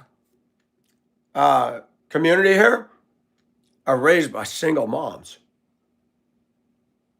I'm getting tired of black men talking about white systemic racism. You got systemic use going on. You're destroying your women. It's funny how you project onto whites. You're destroying black women. You're loving them and leaving them. You swag. You wear the clothes. You love them and you leave them. And then you leave them when they have the kids. And the kids aren't growing up with a dad. And the kids want to be like their dad who's driving around going, with a stupid car with stupid pimpy rims and disturbing everybody. I don't get it. There is no rule anywhere that says I cannot speak about those things which I have seen and heard. And that's what it says in the Bible. I have written of those things I've seen and I've heard. I, Michael Nelson, Ocean Art, talk about those things. Call me a racist. That's because you can't win the argument with facts. So call me a name. That's all the Democrats and the liars can do. Oh, he's homophobic. Oh, he's a fascist. He's a bigot. And immature people go, oh, that's it. Oh, nope, he's a racist. Nope, not going to listen to him. Go back and listen to your crappy music. N-word, F-word, N-word, F-word. Boom, boom. Their biggest point in life is to rattle their license plate frame, run the red light, tear through a neighborhood at a godless rate of speed, and have your arm leaning out the window and then look at somebody like me with this look like, oh, you're cool. You are cool. You died on a cross for my sins, right? Clown. It's amazing that grown men without a father listening to that music are extremely dangerous to a civil society. Boom! That's not music. It's tribalism. It's dangerous. It encourages criminal activity. It encourages anal entry with pants sag. Now they got the cars sagging. The most stupid thing I've ever seen is you take a 4x4 and put its ass on the ground. Wow, you're really into the butt, aren't you? You're really into the butt. Well, good. Let me build a truck with a torpedo-shaped pointed warhead on the front. And when you're at a red light, let me come up and go, poonge up your tailpipe. And get that dumb thing off the road. They outlawed it in the Carolinas. They need to do it in Georgia. Now you got white boys trying to be black. Dooka-daka, booka-daka, back in, dragging the pavement. And I'm supposed to respect that? No, hell no, no, no, no. Grown men acting like little babies. Stupid behavior. And you're proud of that. I'm seeing more and more couples covered in tattoos and piercings, and they think they're the definition of whatever. Our society has shifted upside down. It's twisted. Calling good evil and evil good and making fun of and attacking the righteous. When you got Muslims chanting in New York, death to Christians. Good job, voters. You didn't learn from 9/11. You didn't learn from history because the public schools ain't teaching you jack.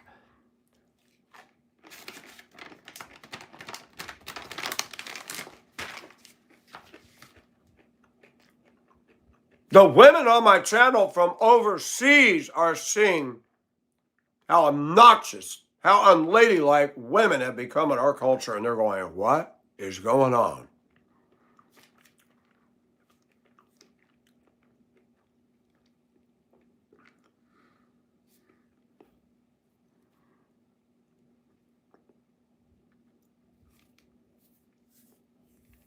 I look at Mrs. Rajput. I look at Pooja. I look at some of these India and Nepalese women. They're dressed modest and cute and colorful. None of them wear dress barn clothes. Why has our corporate industry catered to the bland and boring and tasteless and passionless? That woman is not wearing a cute outfit. That is a window dressing. They just cut it low so you got peekaboo boobies. And that's all the guys are noticing. That's it. Right here. Ground zero. That's the focal point. The picture is designed. The line of sight is going right there.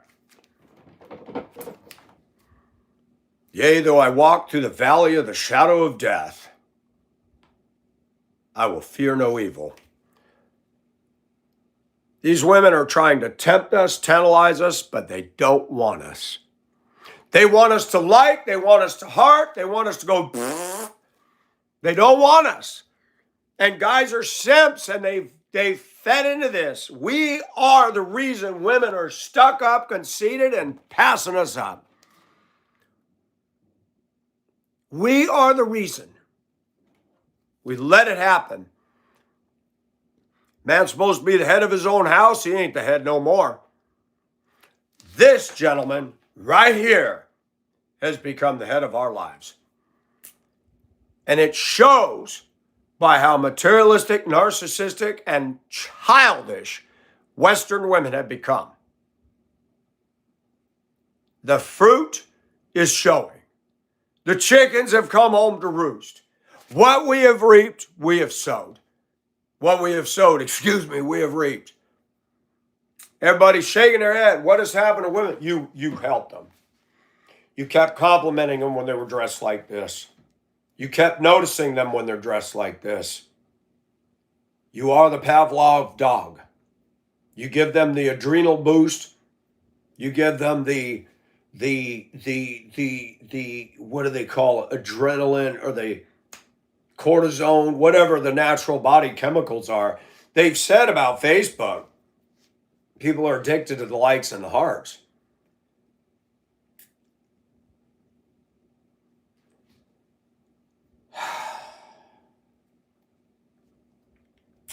Can I admit to y'all something? I'm broken. People constantly say, why do you look sad? Why would you ask that question? You obviously have no depth of soul. Do you hear what I talk about? Do you know what the Bible says about the earth? And it says the same thing about us. The earth groans as in travail. We groan. Did you know that a true Christian groans inside? We don't want to be here. We want to be delivered from the corruption that we see, hear, traffic in, and within our own selves. A true child of God wants to go home. Babies and infants want to build houses and kingdoms and live to see their grandchildren have doggies and kitties. Get me out of here. I've seen enough. I'm tired of the pain, the suffering, the unjust dichotomy. The rich get richer, the poor get poorer, the rich don't care. I'm tired of listening to Republicans saying, well, if you tax the rich, shut up. Well, they're providing jobs. Crappy, low-paying jobs, shut up. And then you got the communists on the other hand, aka Democrats, promoting socialism. Not one of their leaders lives like a socialist. Look at their investment portfolio. Liars. They don't model a damn thing that they want you to believe. And the Democrats are the true definition of stupid. Look at your leaders. They're not promoting socialism by their own lifestyle. Boats, yachts. The Clintons supposedly left the White House broke. Then they started the Clinton Foundation. They were going to give all this money to Haiti during the earthquakes. Nope. They pirated and pillaged it all. Where's jail for them? I'm not even worried about Epstein. Epstein did what he could because they let him.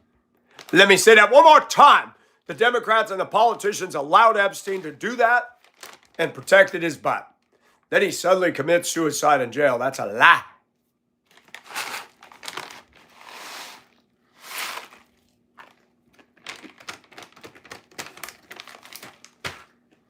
The Democrats are so fixated and blinded by their hatred of Donald Trump, all they can see is red. If you had smoking gun evidence that top leading Democrats were involved with those teenage girls down there, they don't want to hear it. Have you not noticed that Democrats don't go to jail in America? Do you remember what happened when they put Martha Stewart in for insider stock trading? Oh, the Democrats howled about that. And Martha had a plushy Martha Stewart bathroom in her jail. That was a joke. Put Martha in the jail with all those hardcore lesbian jailed chicks. They'd have a good time with her. Why do we got a two-tier justice? Democrats get a pass. They can lie, cheat, and steal. They talk about a Republican cheating. Donald Trump had affairs. Yeah, he did. The Democrats encourage cheating. How do I know that? The Democrats own Hollywood. Just about every movie shows cheating, and they glorify it. So why is Hollywood and the Democrats so concerned when a Republican cheats, but not when they cheat? How come the Democrats and Hollywood always scream about gun control, but Hollywood makes violent movie after violent movie after violent movie after violent movie after violent movie? They made the Basketball Diaries, all these violent movies. Something has happened in America where people do what we call disconnect. You ever been on a battleship? I have. Do you know in a battleship, you can go down hallways and there's doors, steel doors. You have to step about 12 inches over bulkhead plating because when they shut that door and seal it, if there's a leak, no water's coming into the next compartment. And that's the way Democrats and most Americans conduct their life. They'll go in this room and act like a wicked fool, and then they'll walk into this room over here in the political office with their suit and tie. Good to see you, gentlemen. And then they're over here with their clothes off with all these devils over here going, woo, woo, woo. That's Americans compartmentalize their life. I put my whole ugly, beautiful self out here. I have kept silent. My mom and dad didn't want to hear me talk. They made fun of me for talking too much. They made fun of me because of my energy. My dad, who was obese and missing half his back teeth because he didn't have good habits, and he's chewing his food and going. Even his own wife made fun of him, which I didn't think that was right, in front of all of us. My mother was abusive and violent. My dad was reactive. And people come on my channel and try to play psychologist over me. I think in spite of all the bullshit I've been through, I've done okay because God is good. It's funny, too, how everybody wants these perfect leaders when they're not perfect themselves. And they tar and feather somebody they don't like because they're of a different political persuasion. I've noticed that, too. Trump having an affair is way worse than Bill Clinton getting his weenus sucked in the Oval Office. I mean, he did that shit on the job. Can you imagine me as a school bus driver pulling my pants down for a teen to suck it? Can you imagine that? Oh, that's evil. That's bad. But Bill Clinton does it. And the Democrats said, well, that's nobody's business. But wait a minute. Hillary stood up and said, you want this man as president? Some clown. Don't you love it? There's always a clown waiting to use something against somebody. Some clown on a bus 2 years before Donald Trump ran for president videoed or audio taped him talking about groping women. I had a woman who had a bathing suit on and a lot of cleavage going on, and she sat next to me in the hot tub, and she said she was a conservative. She goes, man, they tried to tar and feather Trump for that speech. She goes, you know how many women I have talked around and said, man, have you seen that guy? Mike, we've talked about men the same way some of you guys have talked about women's locker room talk. We've all done it. But see, the Democrats get a bone in their mouth, right? They want to crucify Trump for his humanity. But Bill Clinton is on the job at post in the Oval Office. Dude, why didn't you go get a hotel somewhere? But the Oval Office, you're getting a blowjob. And Monica Lewinsky, I'd say it to her face, she is like many American women, a flutie, ugly inside and out, not pretty. I wonder if he has any regrets looking at her now and her big self. I'm going to say something damning. Most American women are like that song you hear on the radio. You like it. Oh, I like it. Within a week, you don't play it anymore. And you regret buying the cassette. You've done it to yourselves. And you got piles and piles of American women my age, divorced, pack of kids in tow, complaining about men, taking no responsibility that they are as much to blame as the men. I've noticed that in our society. It's always the men. The men are bad. The men are abusive. Men are verbally abusive, violent. This. But you ran to the altar with them. Did you vet them? What you're not hearing is that the woman is doing things that are, poking the bear constantly. You think this is a good wife? I'm going to tell you right now. Out in public, dressed like that, that is not wife material. That is an SLUT.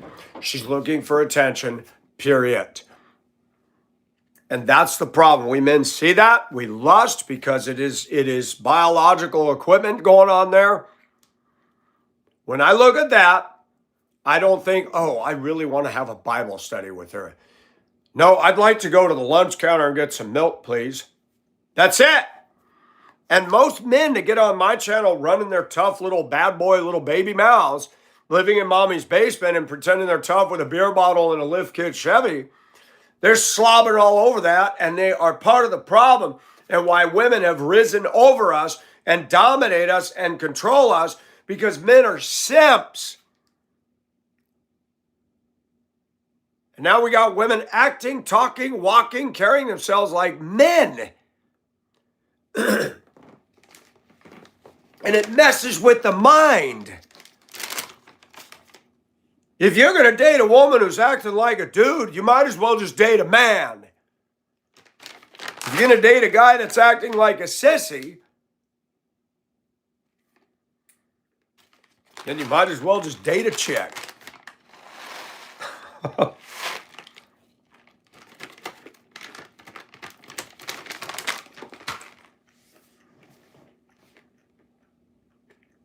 Thank God for one thing. Christ died for all of us.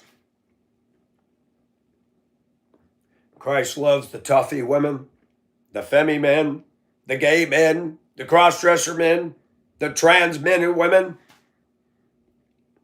I don't love everybody, but God so loved the world that he gave his only begotten Son, that whosoever believeth in him should not perish.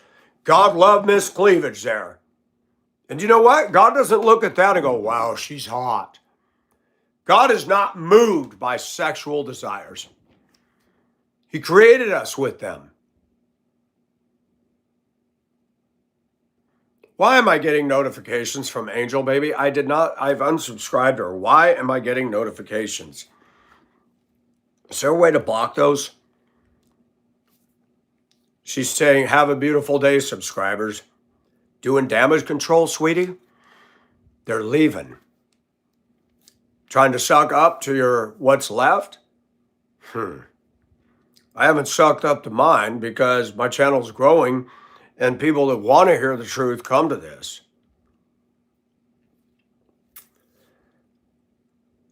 Part of being a man is I'm going to stand up to the offense. I'm going to stand up to the lies. I'm not perfect. I never put myself out here like that. But being falsely accused, being censored by Democrats that use words to weaponize and not standing on fact will not be tolerated on my channel. You don't get to define the word racist. You don't get to define the word bigot and fascist. You won't produce facts backing up your so-called toilet bowl views. And I'm tired of it. I'm watching our society implode on a church level, on a job level, on a street level, and a societal level. They showed a K-pop girl on stage. K-pop is Korean. It's crap. Let me just say what it is. It's crap. It's attitudinal, flat, small-chested Asian women now acting like our Batitude girls over here. What part of you're not retarded do you not understand? And she's reaching down her silk pants or whatever they are and adjusting things. And they're defending it. Well, men do it. Nobody says anything. I don't know any man that gets on stage and is grabbing his balls. And if they do, somebody's going to say that was gross. You know what our culture is exporting around the globe? Jezebels, rebellious women, prissy, wussy men. The K-pop boys are all gay. They can sing better than most women. Somebody tickling your nuts? How did you get that note? Sad. K-pop is guttural. K-pop has gone the way of Korean music. Korean culture is gone. I look for Korean music. I can't find it. I can type in Thailand music and there's still beautiful Thai cultural music and Chinese and Philippine, and Korean is washed out. Blackpink. Look at me, look at me, look at me now. Dyed blonde hair. The heck? Asians have beautiful jet black hair. Why would you dye it blonde? I saw a guy with curly, a carpet of white chest hair spilling out of his unbuttoned shirt. He's younger than me. I can tell he's much older looking. Walking around with this half his age woman, Filipino, with all this hanging out and brown hair. Clairol hair color hair. Wow. Americanism is pumped out around the globe, and it is ruining ladies. I saw it in China when I lived there. I saw Chinese women coated with so much makeup and bondo with shiny blonde hair. I asked them, then why are you doing this? We want to look like American woman. Why? You talk about diversity. I like a Chinese woman to look like a Chinese woman. I like a Thai woman to look like a Thai woman. I like a Mongolian woman to look like a Mongolian woman. I do not want them looking like our trashy chickies over here. We got fast food restaurants. We got fast food women and fast food culture.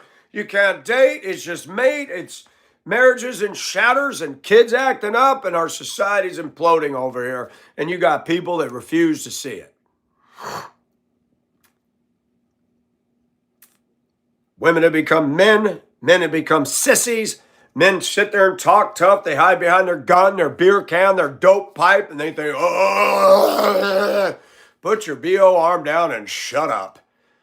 I'm not impressed. Men are as insecure as hell in this country.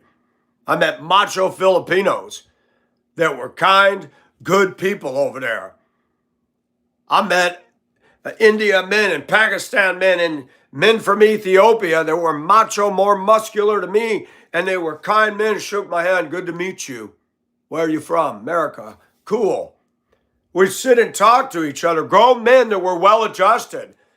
I can't do that with most men in America. They got too many insecurities going on. That's why they hide behind their pickup twat. Grown man with his ass Tahoe sagging down with a loudspeaker underneath. He goes, yeah, I really want to be around that. No. I speak out like a prophet about our culture, and it's pissing people off. I get it. I know it. People can't handle the truth. I said it out loud in Hong Kong, and Americans don't want truth. It's the truth. And if people, instead of listening to the message, they'll hate on me, dox me, threaten me, call me names. That's because they have no facts to stand on. They like to say, there's something wrong with you. There is! But there's more wrong with you than there is me. I promise you. Or your money back. The internet is not the problem. The internet is just revealing. This woman's what, 60 years old? Okay, I'm going to tell you right now, I'm not attracted to that. And I'm not even going to comment why. We got a sailor hat on. I don't know what that top is. Butt's a little too big for those tiny panties. And we're going to do cooking in the buff. 17,000 men going, Scooby snack. Yeah. And those same buttholes will get on my channel and go, WTF. No, boys, WTF. What's this? What's that? You just made her an entitled narcissist. You think you can get a date with her? She ain't no 10. You think you can get a date with that? You think so? Go ahead, get back to me. She's not interested in you. But more men are turning to this. They don't want to do anything normal. They want to laugh at me for wearing a woman's shirt, but then they want to boot poonge a woman? Why would you boot poonge a woman? Why would you use your thing to go poonge a woman's booty? You like all that chocolate all over your stick so you can lick it off? That's gross. That's disgusting. And I've noticed something, because we're not hearing the truth, because people aren't going to church, because people don't want to hear the truth, and the churches that are there are failing because American Christians today are weak and cliquey, and they're not reaching anybody. I watched several women railroad the pastor in Sunday school. I was like, wow, that's really bad. He's got a lesson. He's got a sheet of paper that he hands us. We're supposed to fill in the blanks. And he gives us this. He gives us this.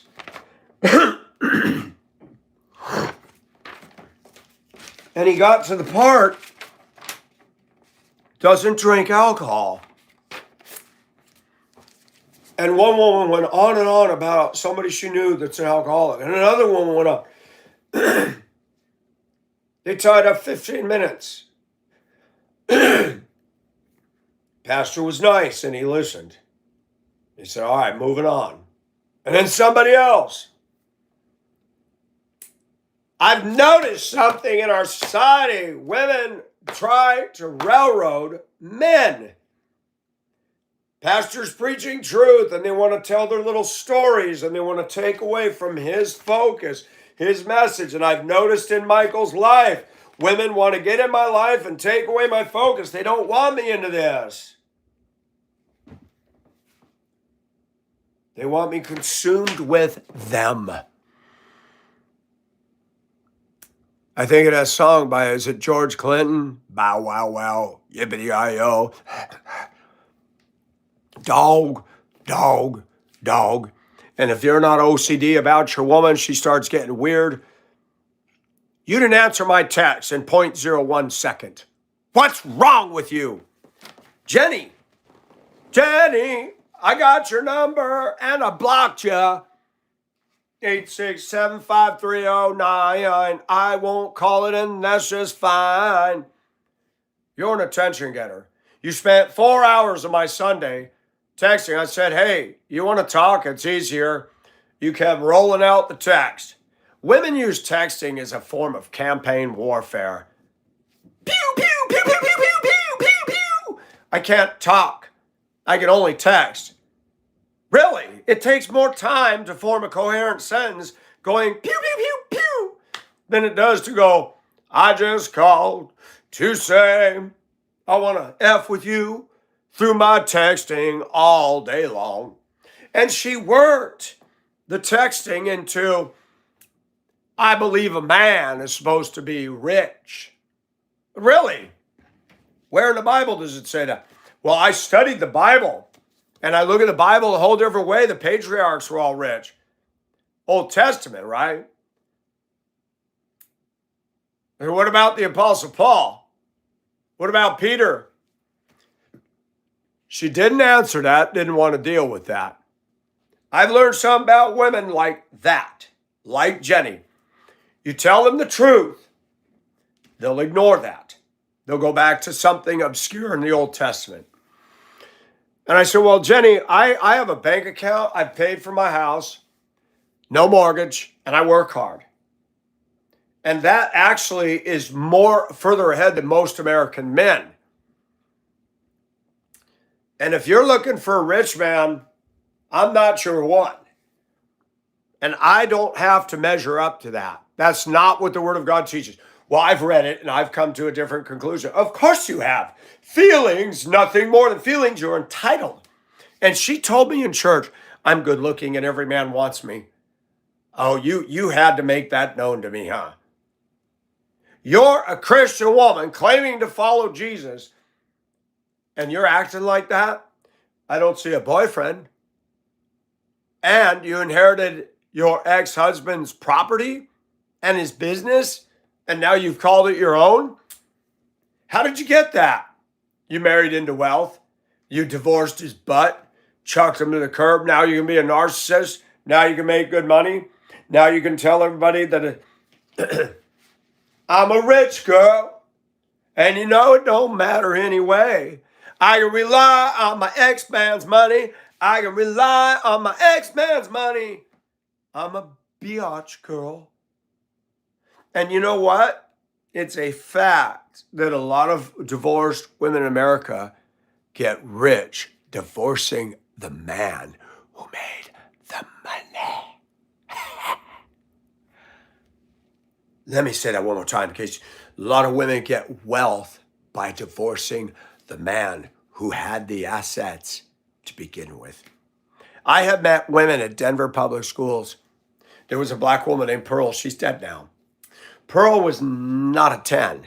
She was muscular. She had a very short haircut. She looked like she could be into women.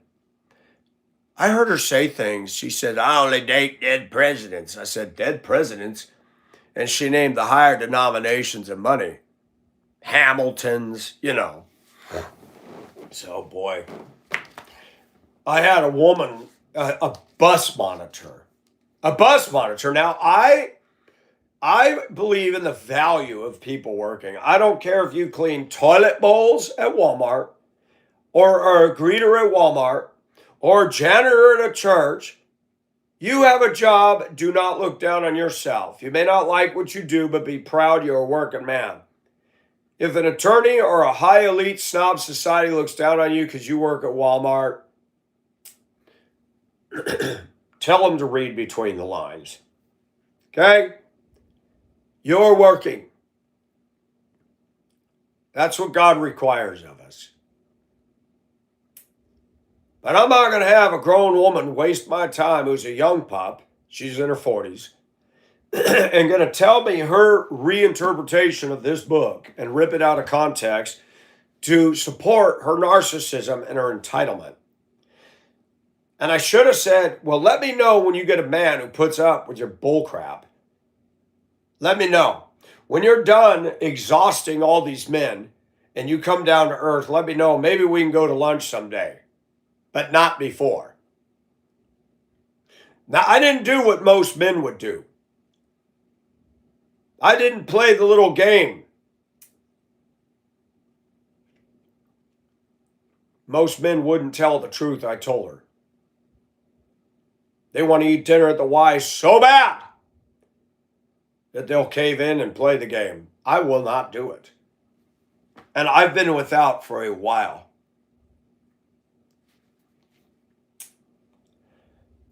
Jenny wasted 4 hours of my time to basically say it was about health, wealth, and prosperity. I said, Jenny, I'm 60. And I'm in great shape for my age. She's got an industry, and this is called sleight of hand. Smoke and mirrors. She runs a smoke and mirrors company. She sells beef. She inherited, I believe she inherited her ex-husband's farm. She said she's from Texas, hated it here, lives in Hephzibah, Georgia. And I know she didn't get this herself. She then proceeded to tell me in a text, well, I'm in a different class than you. I said, really? She goes, well, I hang out with the business world. I said, well, then maybe you and I shouldn't be talking because I'm not a fan of the business professional world. Why did you sit next to me in church? Why did you do all this? Because this is what women do in our Western culture. They want to get our attention. That's the fishing line that they put in the water. They put the bait of themselves and dumb us go. They set the hook. They rip it out, ripping our top of our roof of our mouth, the palate, and our lip. And you're like, whoa, what just happened? She got the attention she needed. Now she's going like this to you. It is immature, juvenile, unprofessional, disgusting, unchristlike behavior. That's what it is. And if you think you have a right to a rich man, you do not know what love is. Beauty is vain, charm is deceitful, but a woman who loves the Lord shall be praised. You brag about your prettiness, but you have no heart. You're not after love, you're after a bank account. And Pastor nailed something yesterday. He said, do we really love people? He said, we as Americans we like the way somebody makes us feel, but let that person show a fault and we're done. There's no love. Most of us men are guilty of being attracted to the sight. We are attracted to the sight. We don't even pay attention to this because these get in the way, especially when they're showing. Okay? And we got to be real, man. It is DUI. It is DUI when a woman like that walks in the room. Just think of DUI. Think about it. You're going to notice that. And when they reach up, they're smooth and clean shaven arm and move their hair back. They're doing all that to get your attention. They're posing. She has no intention of caring about you. It's megalomania.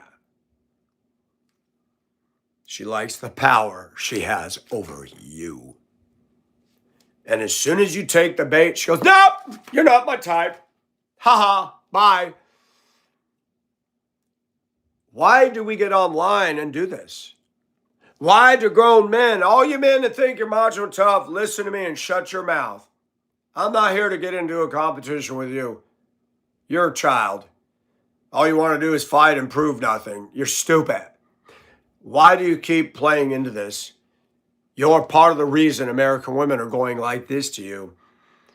They're using you to fill their attention gas tank. And when it's full, I see it on my channel. I see women, oh, I love you. Oh my gosh, I wish I had a guy like you. Oh, 3 months go by and you don't hear from, I'm sorry, I was really busy. No, you got your attention gas tank full. And now in your little scrub world at work or whatever, you're not getting it anymore. Because men don't want to date no scrub either. And now you want to come back to my channel and say, Mike, sorry, I'm out of diesel today. What? Pump's closed, baby. Pump's closed. When you start turning it off, watch the real she show up. They don't got time for you. Using exploitive society is not just done by males, it's done by females. The problem with us men is we drive under the influence. We got that little mushroom top thing between our legs. And that has quite a bit of dominance over our intellect. God kind of did a bait and switch with us. My cousin said something profound, and I couldn't disagree with it. Michael, cousin, you know why God made women beautiful? I said, no. He said, to get us to go after them. He said, if they weren't beautiful, Mike, we wouldn't have gotten involved with them. I said, that's right. And we wouldn't have had children. That sex drive is so strong. God made it that way so we would procreate. Now, white women are having less babies than anybody else. And Caucasian women on my channel are complaining about what's happening in their countries. And I want to say, well, guess what? You are all part of the problem. You aborted your kids. You don't want. I'm not talking about the women on my channel. Don't take it that way, people. I don't want to hear people say, yeah. I'm not talking about you. But white women didn't want to have kids. They didn't want to get married. I don't need a man. And now I see all these Muslims grabbing your 12-year-old daughter's butt cheeks on the way to school. And now you want us to step up. How does that work? It's too late. You voted in white wussies, Starmer in England, and these clowns that are letting it happen. God has used the distraction of women and their quest for equality to blind them. You're hating on white men. Now you're coming into direct collision with Muslim and Middle East men that don't value you at all or care. And if you don't convert to Allah, they're going to chop you up.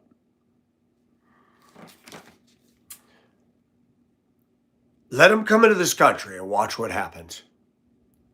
Look what's happening in Dearborn.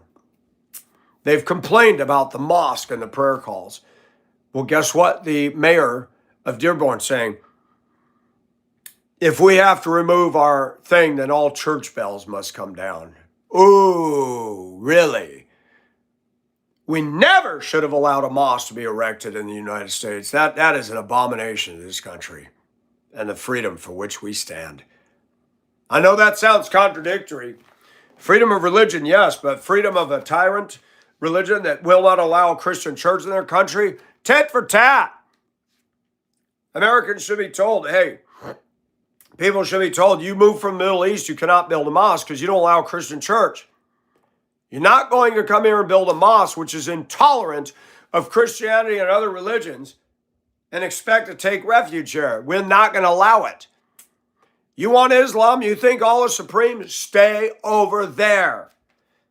If you notice Democrats, if you notice gangsters, they're not satisfied to go to the dark places. They want to creep into every neighborhood and take over and dominate. Evil is like a bacteria and a virus. It wants to spread. And watch what happens. Good people, God-fearing people, conservatives run.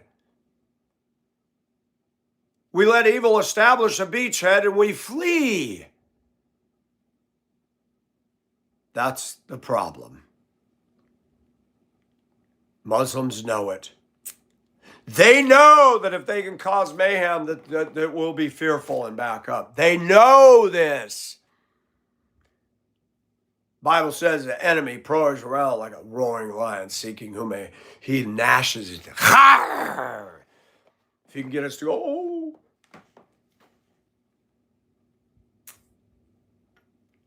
Men, stop being DUI. Stop living under the influence of provocatively, scantily clad women. That's not your friend. It's entrapment. They're there to water us down. Most women are not attracted to a man who has a standard. They want to make him fall. They want to water us down. Solomon had many wives and they turned his heart after other gods. Women by nature want to subvert our headship and dominate us. That's part of their game. And once they've done it, then they'll call you a simp and they'll move on to the next victim. Not all women are like this, but most in American culture are. They have an agenda, and it's not for your heart. That woman right there is not good wife material. Just by the way she's dressed in public. And I'm going to be honest.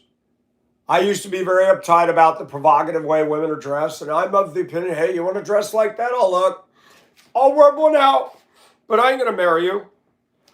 You ain't going to even give me the time of day for a date. And women complain about being used. Well, you've given us no alternative. And that is why pornography is so strong in the U.S. It's become a surrogate. It's become a substitute. And that's why we're the largest PORN producing country in the world. That's strange that we had a Judeo-Christian ethic once. That's strange that we were pro-family once. Most of the marriages, even in the Christian church, are a sham. They hate each other, but they stay together because of manipulation and guilt trips and using the scripture. God hates divorce.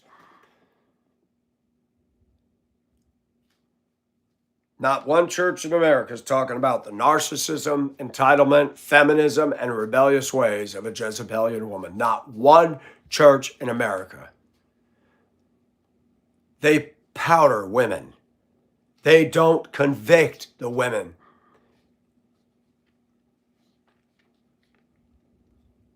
There's a woman that leaves church and tailgates me all the way down to my house. She goes the same way I go, all the way to my house. And one day when I was driving the deuce, she was up my butt. And when we get down to the T intersection, instead of taking a right, I have to take a left because I have to come in from the other way because my street is busy and I want to come the right way so I can do a back and back that big old truck into my driveway. She's up my butt. And when we get to the T intersection, she jerks around me, rolls through the stop sign.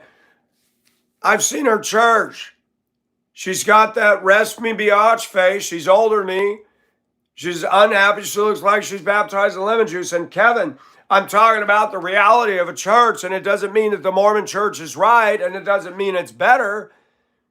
Your Mormon people would not accept me, and they would not accept my views because I believe in this, not your 3 twisted books that are written by Satan. I don't believe in doctrines and covenants. I don't believe in a pearl of a great price, and I don't believe in the Book of Mormon. Joseph Smith taught and believed that Mary and sex had God. God doesn't do sex. Why would God have sex with Mary? You believe in polygamy, the belief in many gods. The Bible says the Lord our God is one.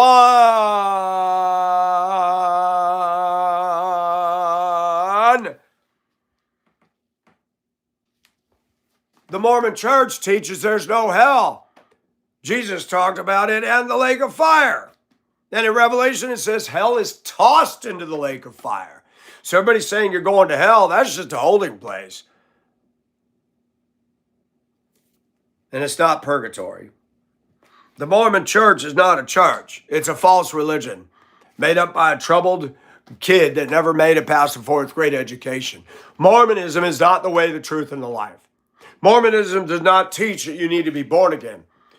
Mormons copy Christian lingo. They pray in Jesus' name. But belief in actual Jesus as Lord and Savior, not there. Kevin, do not use my channel as a platform to promote your false religion. If you do it again, I will block you. You said you like listening to my channel. Well, listen up. Are you after truth? Don't use my channel as a platform to evangelize Mormon hogwash. Mormonism is just as wrong as Islam. They're false religions. They steer people away from the Bible, away from Jesus Christ as the way, the truth, the life. I've been to a Mormon church, dude. They don't speak the word of God. It's cliquey people. It's Hallmark people. The Mormon church is a joke. There is no sustenance. They believe in boring, ridiculous falsehoods. The Book of Mormon is a bunch of crap. South Park even made fun of it. And I don't watch South Park, but I watched that. And it had this little ditty, the Book of Mormon, dum, dum, dum. The Mormons denied that Joseph Smith was a polygamist for over 100 years. And then before I left Denver, the Denver Post had an article saying the Mormon church admits Joseph Smith was a polygamist. Really, they admitted it after over 100 years. Wow, how noble. Joseph Smith was not a saved soul. And then you want to go round and round. What are you saved from? I'm not going to keep answering you, Kevin. You've heard my videos. You need to be saved from your sins. You don't get saved by joining the Mormon church. The Mormon church doesn't have the power to save. Jesus saves. Jesus saves.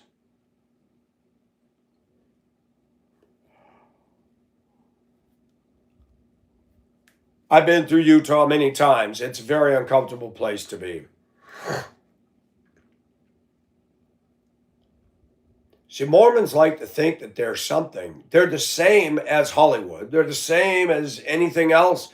They're lost souls. And I don't feel the presence of God in a Mormon community. I spent a week in Soda Springs. I felt something unholy there. I walked into stores. I went and people were staring and glaring. Mormons can tell when we're not Mormons. They got a picture postcard way, all the boys with their little geeky short haircuts looking like good, sweet American boys. Those boys smarted off and were more sexual and graphic. I remember when I was in track and the Mormon boys were the worst. The things that came out of their mouths. They were awful. Smart asses, rude. Very, very, very sexually inappropriate with remarks to women. They had a ward right across the street from Prescott High School. They went there every day.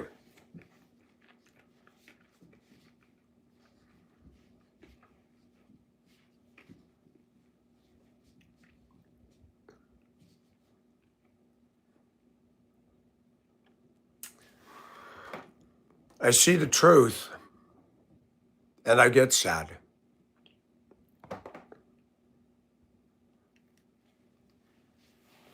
This world is depressing.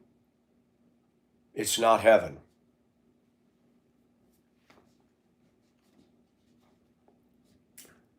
I talked to a Fijian couple at the flea market. I like them very much. Every time, you want a bottle of water? She offered me a bottle of water.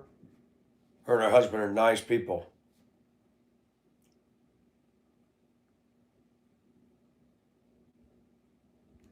She told me, you should go to Fiji and get a wife.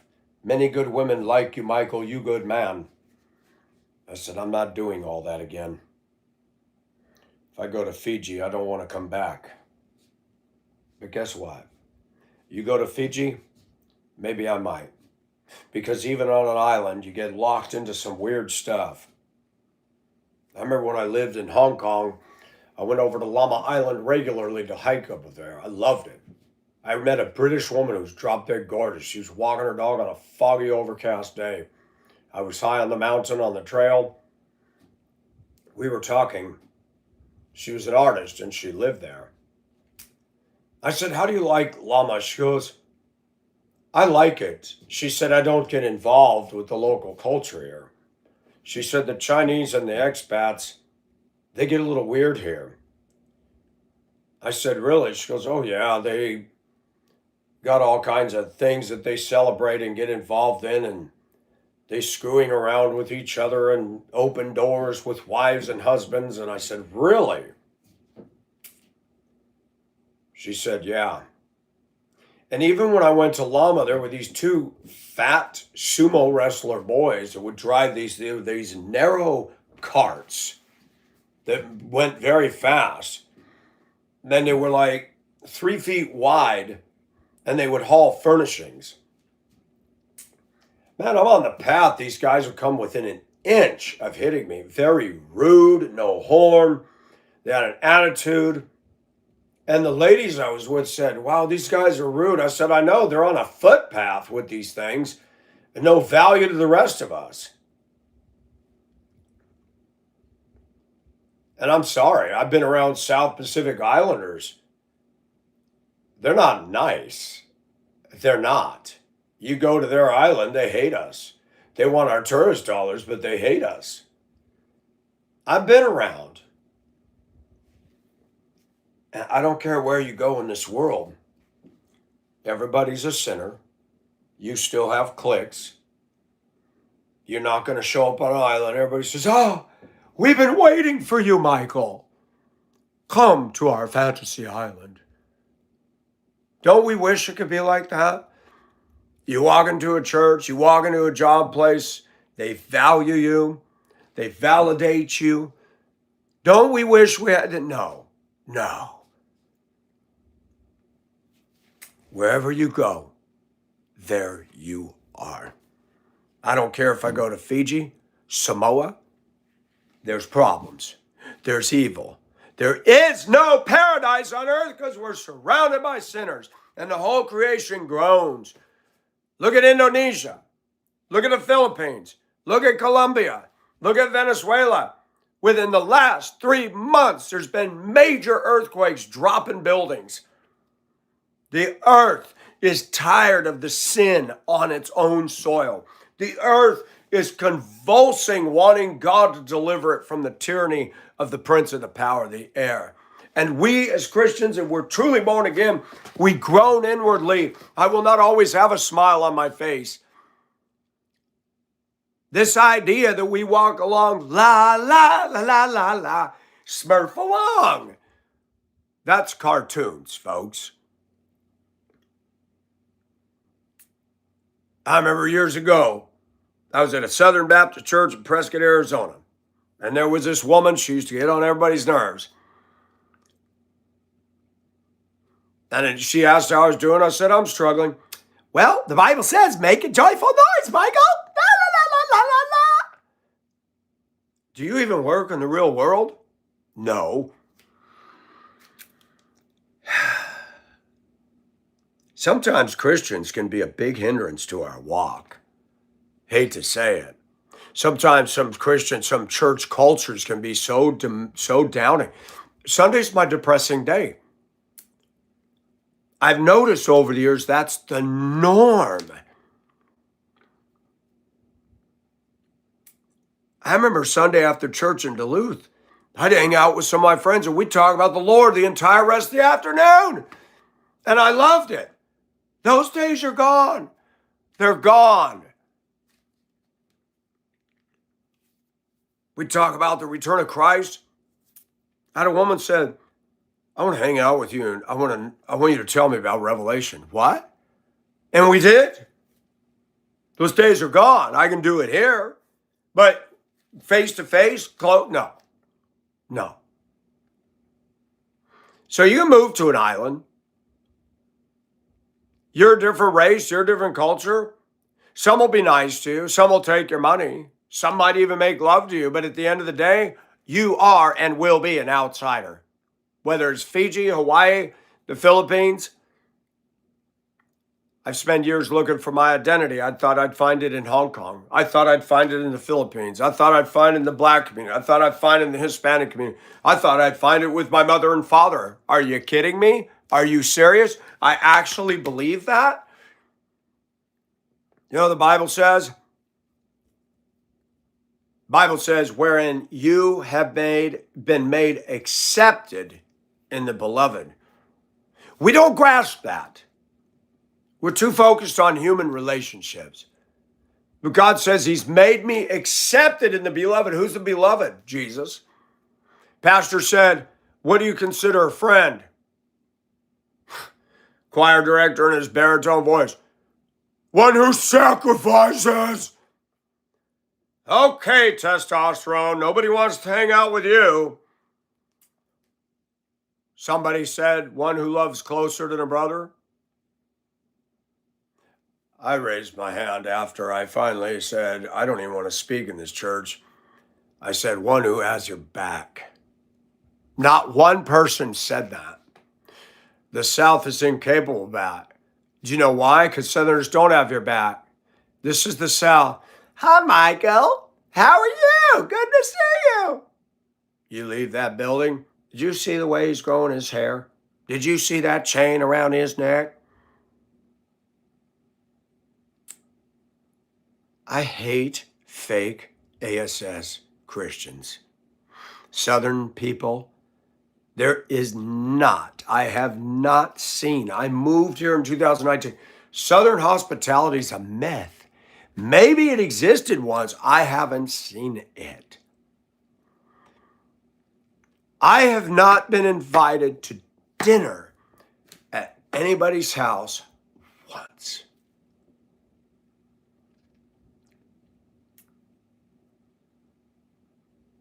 I was invited to dinner by several in Duluth, Minnesota, a blue state. But I was invited by Christians who loved the Lord, who I couldn't wait to be around them because we could talk about these things and get excited. And it becomes like a fire. But no, today we're circling the drain. Nobody wants to admit it. It's too negative. America's going down. The world's going down. The Bible says, I will build my church and the gates of hell shall not prevail against it. That is true. But Christians, the love of many grows cold. We don't care about each other. We're not family. We're not intimate. You know what my definition of intimacy is now? Watching two women remove each other's bras and kiss and caress so sweet. You know why? Because I'm broken. Women will judge me for wearing a woman's top. Oh my gosh, they just love to do that. I'm 60. I look better than most of the women that are half my age criticizing me. Huh? Isn't that interesting?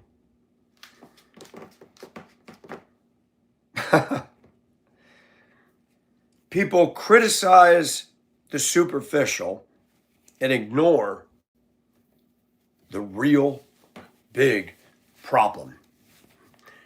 It reminds me of the Titanic. A woman could not get out of her first class stateroom. The Titanic was brand spanking new. The paint was barely dry when she set out. And the door was jammed.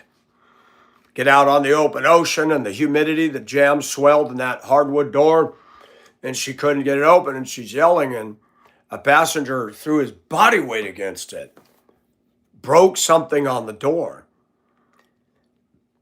And a crew member says, "You're going to be reported to the White Star Line for damage to company property." I would love to go back in time and say, "Save it, buddy. In 2 hours and 40 minutes, this thing's going to be at the bottom of the Atlantic. Go ahead. Report me." And that's what people do on my channel. Is there something wrong when I think I look good in this? Versus rap music with the N word, the F word, screw your sister, screw your mother, screw the preacher, screw the cops. Everybody is an HO.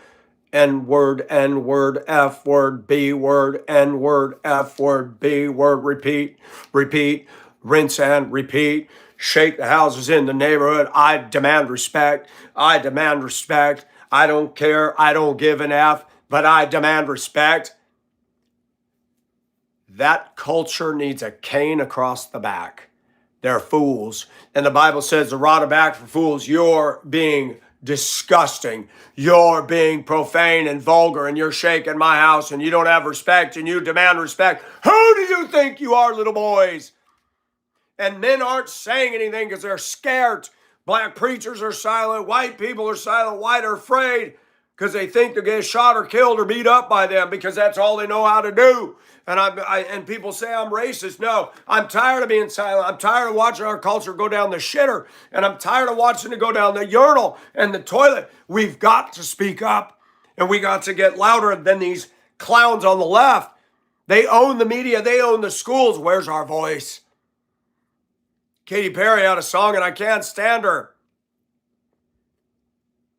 But we need to adopt some of the lyrics on it. They need to hear us roar. Hello? You don't even hear a whimper from the Church of God or Christians or conservatives. The Republicans are up there acting like a bunch of boring Geritol set group. Well, you know, they got a turkey neck. Well, you know, the Republican Party. Are you serious?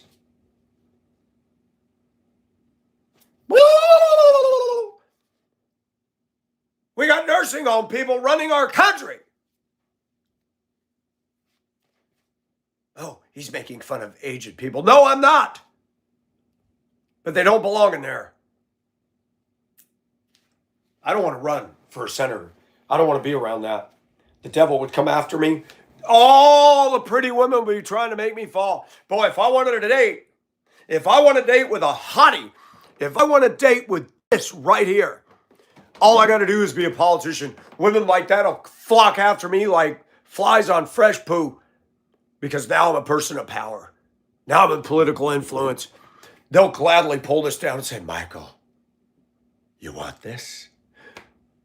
That's the way it works in our society. You want the honey pot? Be in power. Tell me I'm a liar. Tell me I'm a liar. You want the honey pot? Let me be a politician. They'll throw it at me. And the minute I taste that nipple, they'll write it down. They'll photograph it. Look, this is the man you voted for. Satan is a liar and he wants to destroy us, and he uses women to do it. Our country is ashes because of what we've allowed women to do to us. They got more rights than we do in the workplace. A girl can walk into Denver Public Schools transportation and say, my coochie itches, and yell it. Nothing happens. Let me walk in and say, my scrotum itches. I'll lose my job. Women run the school districts now. That's not good. They're not standing up to the bull crap. They're not paying attention to all the waste and people. Oh my gosh. Women don't belong in power or authority over men. Paul said it. The Bible says it. And even Christian women try to usurp us.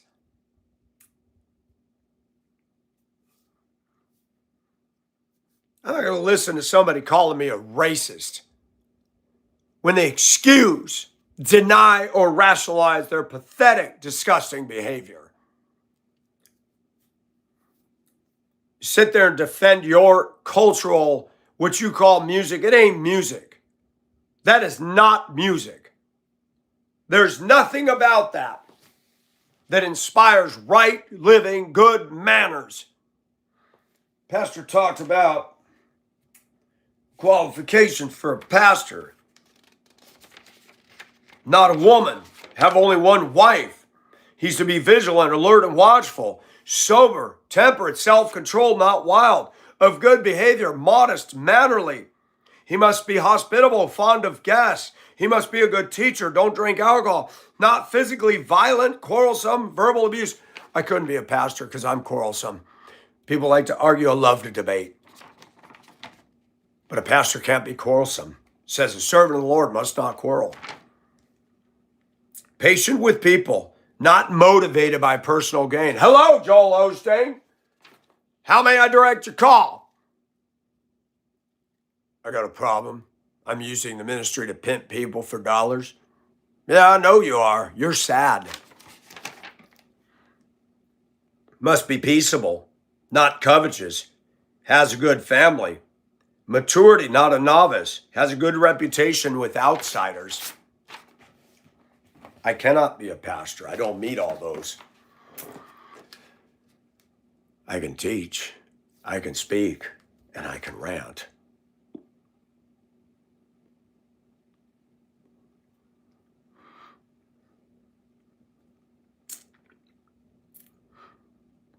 I had a friend in Boston.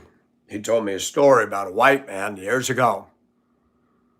He had money, he had a good job, he's fit, well put together, and he started journaling. He said, I can't get a date. Women ignore me, women shun me. He wasn't creepy, he was successful. He wrote about how good-looking women were rude to him. He went into a gym one day with a gun and blew away a bunch of women working out.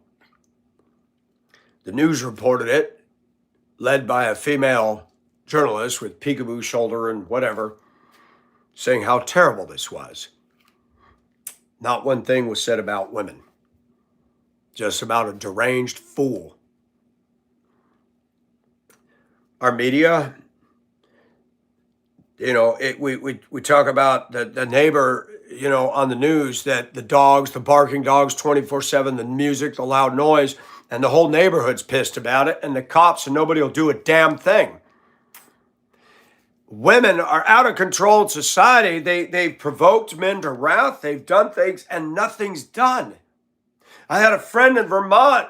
His wife would get into an argument and hit him and shove him for years. He was a wussy.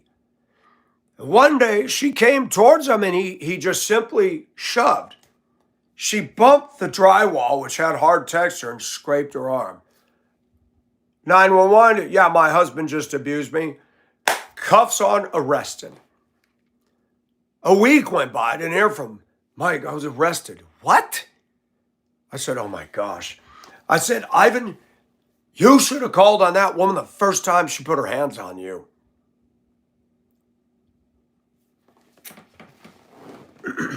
Women get away with murder.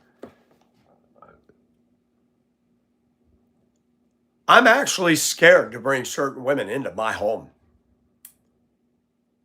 They could hurt me.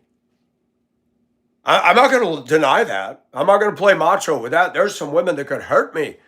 They could kill me in my bed and walk out of this house, lick their lips like they did nothing wrong. Until men realize that women are not sugar and spice and everything nice, that they're just as vile and sinful as are. In fact, in some cases, worse. Baltimore, black woman driving around. She killed her 2 kids, threw them in the trunk, and was driving around, letting them decompose. Can you imagine that smell? Just coolly gets in her car and goes to the store. You've got to be kidding me. Susan Smith, a white woman. A guy had an interest in her, said, I won't date you because you got 2 little kids. She thought, I'll solve the problem. She got on the news and said a black guy hijacked or carjacked her car and her children are missing. The woman took a video of her car going down into the lake. Nice mother, huh? You took a video with the kids strapped in the back seat. And guess what? Susan Smith is sitting in a South Carolina jail. And the bus driver I go with, who's crazy, husband works at that and another prison in the kitchen. Susan Smith is still getting love letters from simp men that want to mate her. There is no scruples. There are women that look like this, talking to hardened murderers waiting to get out, that she'll marry one. They don't want me. Jenny didn't want me. They don't want a man who loves and takes care. They want a man that'll bloody their face up, throw them around like a rag doll, and then they can spend 30 years saying how all men are a-holes. Yep, that's what they do. And then when they get older and all this goes, then they want us. When they got turkey wings under their arms, hair coming out of their chin, Mike, you're so handsome. You're not. No, you didn't want me when you were in your prime. I can't fall in love with that. I've watched this happen in my life. I've watched women that ignored me years ago, and now they want me. When their body went to hell, and women will get angry at me for saying, you don't have a right.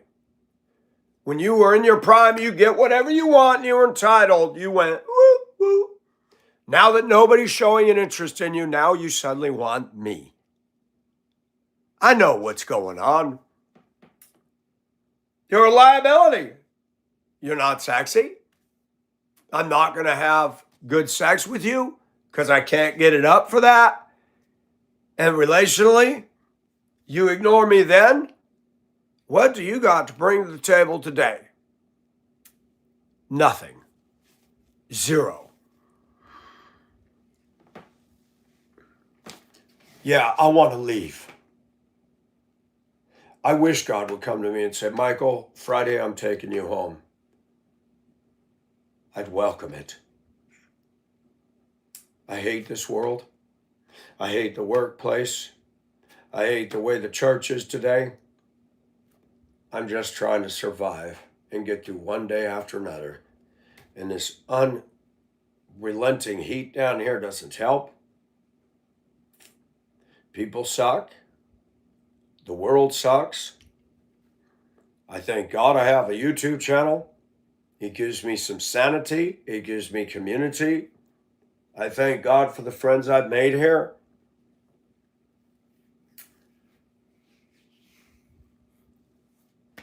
I tell the truth and you got false accusers.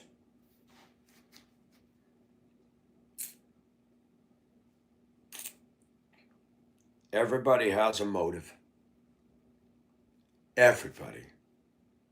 And most of the time it isn't right. Christians get on here and do what I call drive-bys Jesus loves you. Deuteronomy 22:5. I don't even know who you are. And you think you're witnessing for God, just, defecating scripture on my channel. No face. You're not out here talking about Jesus. You're not talking about him at all. You're not on here boldly declaring unswerving faith towards this. You just come by and want to judge me because I got this on. You're shallow and you're dumb and you're not witnessing. You're being an internet twerp. If you stop and listen to my messages, I got more boldness and fire than you do. There are times I want to just stop. There are times I want to just pull the channel and say, let's do something else. But I'm caught in the web just as much as everybody else. I went to bed last night. I said, I wish I could desire God so much that I get off social media, that I'm so happy and content with him. I'm not there yet. How do I get there? How do I desire God above a girlfriend? How do I desire God above making more money? How does I desire God more than wanting to move to a cooler place in a smaller house in a less stressful environment? How do I desire God? How do I get there?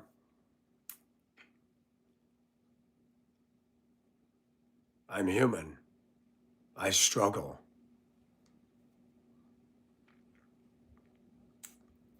Kevin, I saw your message flash. You need to get saved. The Mormon Church doesn't save, dude. It is a religion of damnation. It is written by the father of lies. The Book of Mormon is false. Archaeology has proved it. The Bible has proved it. The Mormons don't believe this book. I have a brother-in-law who's a devout Mormon who doesn't believe the scripture.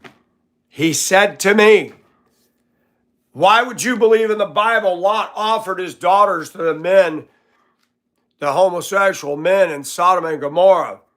I said, yeah, it proves humanity.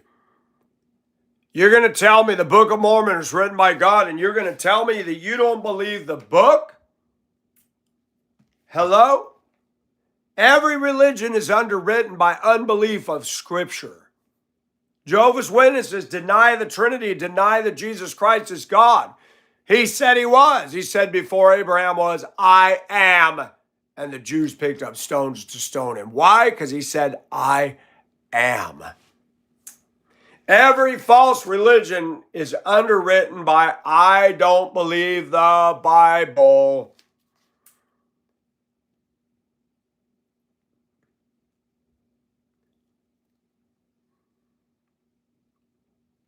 Jehovah's Witnesses have a corner at the flea market.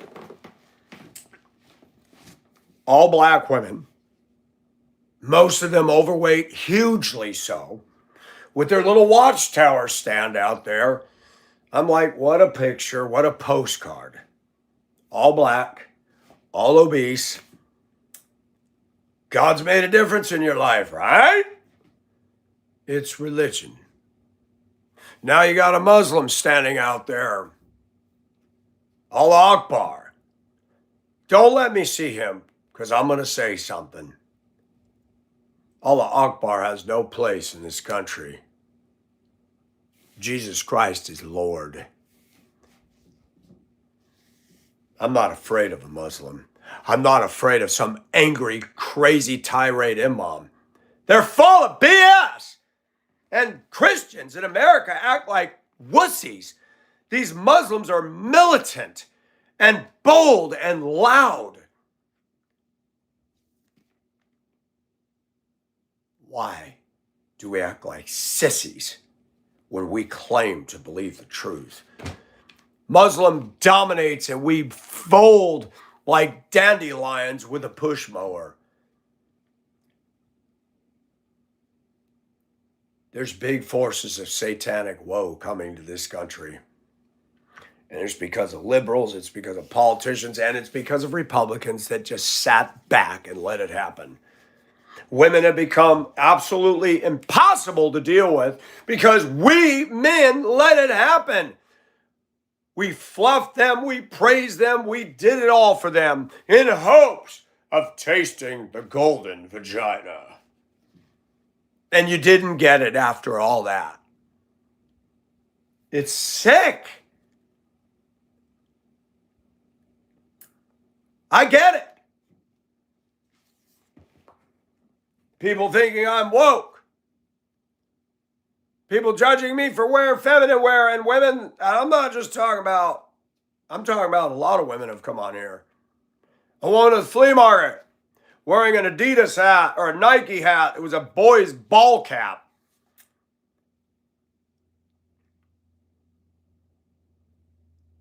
And the razor missed a lot of that curly hair under the arms. I don't go for, and I told her the other day, a week ago, I said, Lorette, you look like a dude, you're wearing a man's ball cap. This is not I said it is a man's ball cap. You look like an advertisement for Nike. And I didn't bother saying, what's this? You got hair like a man? Women don't do that. And if you do, it's gross. Women are all going to grow hair under their armpits. Men might as well date men, because if you're going to be hairy and smelly like that, what's the difference? Yuck. Augusta's got some really gross stuff. Lots of obesity, white or black. Lots of hairy underarms, lots of smelly underarms. Women. Yeah, this is a screwy place to try to find a woman. But guess what? If I go to Hibbing, Minnesota, they're on meth. They're alcoholics. They act like men up there. The women up there are homely. I lived up there. There are not a lot of pretty women in Hibbing. They're miners' wives that have been beaten and tossed around, and now they're all angry lesbians. I'm not making this up. Our country is a mess. And I got to get up and navigate this minefield. And it's hard, and it sucks, and it's hot. And I have nothing to look forward to except to masturbate to an image of that which I cannot have. Michael, why do you look sad? Stop asking. Stop asking dumb questions. And women tell me, well, the right one hasn't come along. I'm 60. You're going to tell me that at 70? You're going to tell me that at 80 when I have a turkey neck and I have lunch lady arms? You're going to keep stringing me along with more lies? There ain't no right woman. There ain't no right man. We're sinners. We're sinners. We're sinners. I can't even find a woman I'm halfway compatible with, let alone fully compatible. I can't find to help me. Most women, it's about what I can do for them and not one thing about what they can do for me. Getting involved with a woman today, we have sacrificed ourselves because we want sex with that pretty woman, and we don't even get that after we signed on the dotted line. You won't make love. You get sex. Maybe once. Maybe it'll be good once. It'll be like that song on the radio. Whoa, on the radio. A week later, I don't want to hear it no more. Life is throwaway. Relationships are cheap. And me saying these things causes all kinds of people to get all butt rumpled and butt chapped and butt hurt and mad at me. I'm just telling you what I'm experiencing, people. I'm not a chauvinist. I don't think I'm God's gift to women, but I'm sick and tired of the pissants getting on the internet, commenting on my looks, and this grown man saying I look effing terrible. Oh, you have no face picture, little boy, and you want to talk tough. Why are you judging my looks? You gay? You're sick. I know I'm better looking than you because I can tell the people who make those comments are ugly males. Since you want to judge me, I will judge that. Basement dwellers, bottom feeders get on the internet And they don't show their face because they're cowards. It's easy to go pew, pew, pew and talk tough. Man, get out of your basement and scrub your underarms, scrub your butt cheeks, and get a job. I don't want to hear it. Sick of these damn trolls. They're like parasites. I wish we had a count of off for the internet. Troll repellent. Sick. And do you think I care what these nasty women think of me? Please. Please. Don't flatter yourself, chicks.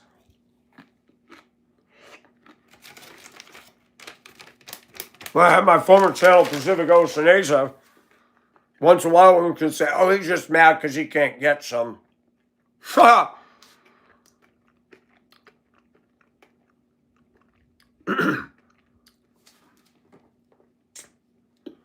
I can and I have got some, but I haven't in 8 years.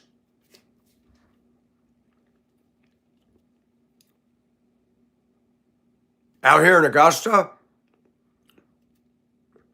if you go out with a woman within a week, she'll be calling you up asking for money to pay her rent or some bill. The guy I work with dated a woman from the post office. Mike, I went out with a classy black woman. She was awesome. I said, that's good. Week later, Mike, she's saying she has $1,400 rent. She only got $400. Can I borrow $1,200? Or can you give me? I said, I hope you didn't bite on that catfish. He goes, hell no, I'm not.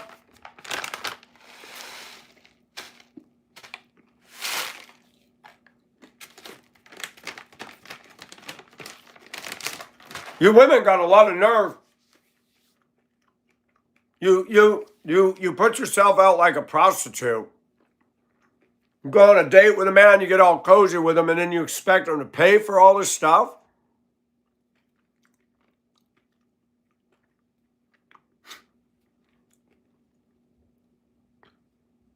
There's a black woman that rode my bus on occasion as a monitor. I liked her. I know we had different cultures and everything, but I liked her. She was soft-spoken. She was cute. I'm going to be honest.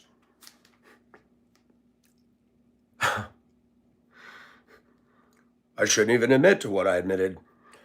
We got down with route one morning. It was dark. We parked over by the cemetery on a layover. Yep, I did this on the job.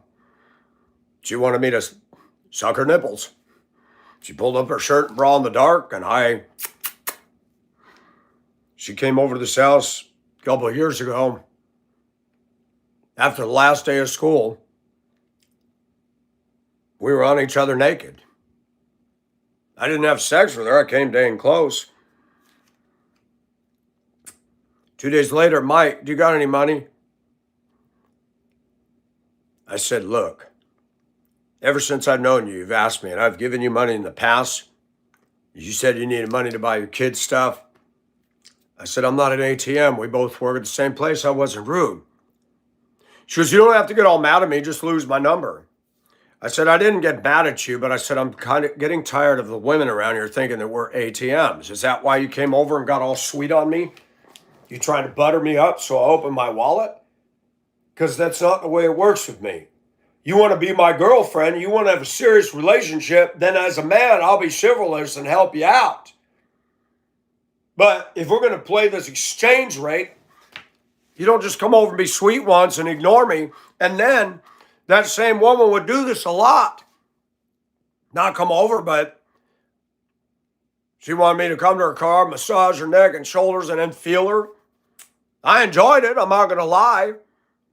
But then she always wanted to borrow. And then when she was in the break room, she'd walk right by me and I'd say, hi, Tiffany. Hey, I told her one day, I said, you act like you don't know me in front of everybody.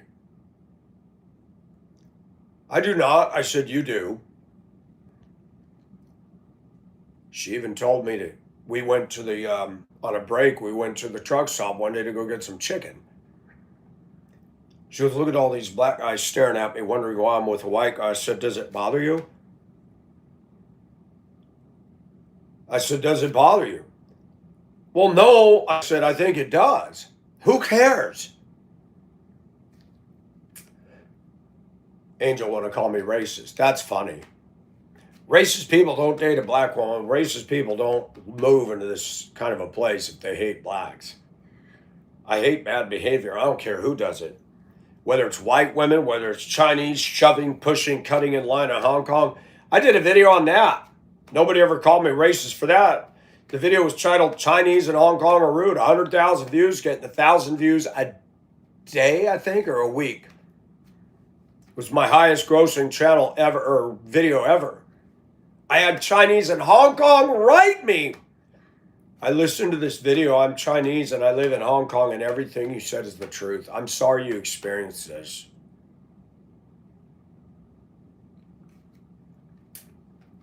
It offends me that you're called a racist for spitting facts. How did we get there? It bothers women when they hear me say stuff like, look, I'm a guy and I'm cleaner under here than most of the women in Augusta. And smell better. And better physique.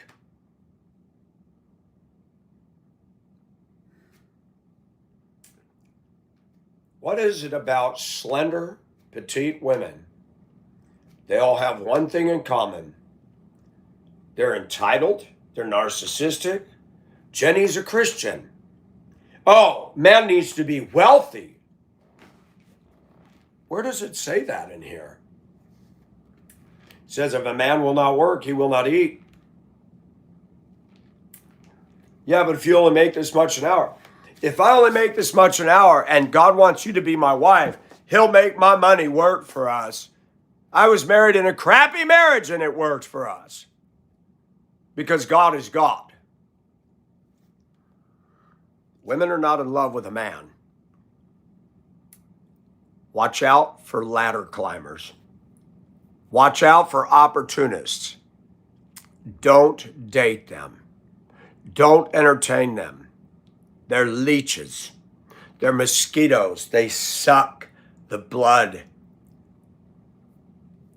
Okay? You want a woman who loves you for you. If you cannot get that, don't settle for anything less. Women, it's okay for me to want to have sexual attraction. If I'm not sexually attracted to a woman, you can be nice, you can fix me the best dinners. I'm not interested. My sex drive is massive. I can't just throw that away. I've had women say, well, God looks at the heart. Yeah, well, God doesn't get a boner over women, okay? And because of the way I'm wired, it's not going to work if I sexually can't be turned on by my one and only. What you should be is just a roommate in my house, platonic, and that's it. I'll give you free rent for free dinner. And you help pay for a thing that comes up, like a tree removal. You can pay half of that instead of paying a rent. That'll work. That's what Tina did. And it worked. I believe in a fair trade agreement. Women want to borrow money from me. I say, why don't you come over and give me a back massage? Mike, are you serious? Look, you're not going to pay me back. You want me to give you money for some damn bill of yours? Then give me something.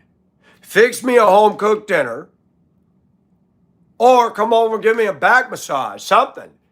I'm tired of all these users in Augusta. That's all they want to do is use. The only time people call is when they want something. There was a woman named Sandra that lives in my neighborhood. She's never come and seen me since I got canned. Whenever she needed some, boy, she called, Mike, I haven't seen you. I told her one day, I said, you only call me. Mike, don't say that. I said, you only are nice to me when you need something. She worked at a convenience store in there and wanted me to sit in there with her. A white guy. There were no white people in that store. All lotto tickets and beer and cigs. That's it. I sat in there 7 hours one day because I had an attraction to her. Foolish me. She said, thanks for keeping me company. I'm scared in here, Mike. I said, man, they're your own people. They ain't going to do anything. No, Mike. They ain't afraid of me.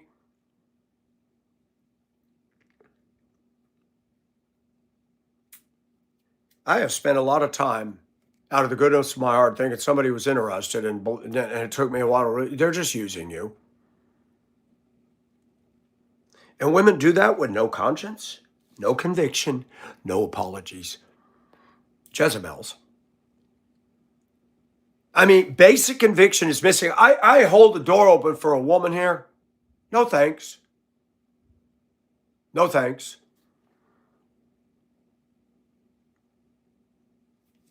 White women are the worst at that. When I hold the door open for a black woman, and some black women that I would think, oh yeah, she ain't gonna hold the door open for me, and they do, I said, thank you, no problem. It's a weird dichotomy here because there's all kinds of variables, but I find that when I say to a black woman in a store, how are you today?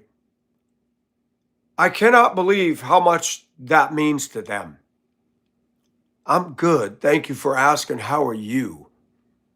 They're thanking me for asking them. Translate that. I'm white. I'm asking them how they're doing. Somebody actually cares enough to treat me like a human. Yeah, because that's who I am. I get tired of some people calling me a racist because I spit facts. I would marry a black woman right now if I knew she was heart of heart and soul of soul. No shame, no fear. She had my viewpoints. She was a Christian, and she goes, look, Mike, I'm not close to my family. I ain't bringing the pot smokers and people over. I love you. I want to please you. You are my king. Okay, then. I'll do my best to treat you like my queen.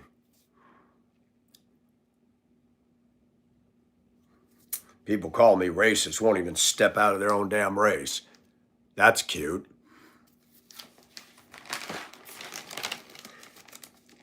I'm not ashamed. I was in the Dollar Tree the other day. A mother and a daughter were in the store. The daughter was about that big, no bra. They were at attention with those thick chocolate nipples poking through that white shirt. I was like, dear God in heaven above, I need you now. Unbelievably perfect, no implants. I'm going to say it. I'm going to say it. I wish I could find me a black woman who thought and believed like me. Because some of them got bodies and boobies that don't quit. Beautiful, perfect nipples, beautiful, firm, at attention breasts. And I'm like, you get around a lot of ours, and the nipples all the way down here. And they get mad at me for saying that. I'm not racist at all. I'm an equal opportunity luster. I do not discriminate against beauty. When I see a black woman lift up her arm and it's clean and smooth and she's got, move to the front of the line. I'm going to say it. You want truth, I'll give it to you. I think some white women are beautiful, but they're off limits for me. Simply because they won't have it. They've got a complex. They've got a deity complex. And I will not beg, and I will not get on my knees, and I will not grovel, and I will not eat out of their damn hand. Men, you have no business doing that. You're a simp. You're a coward, and you ought to be ashamed of yourself. And that's why I have a problem with looking at stuff on internet. Reality is harsh. Fantasy is beautiful.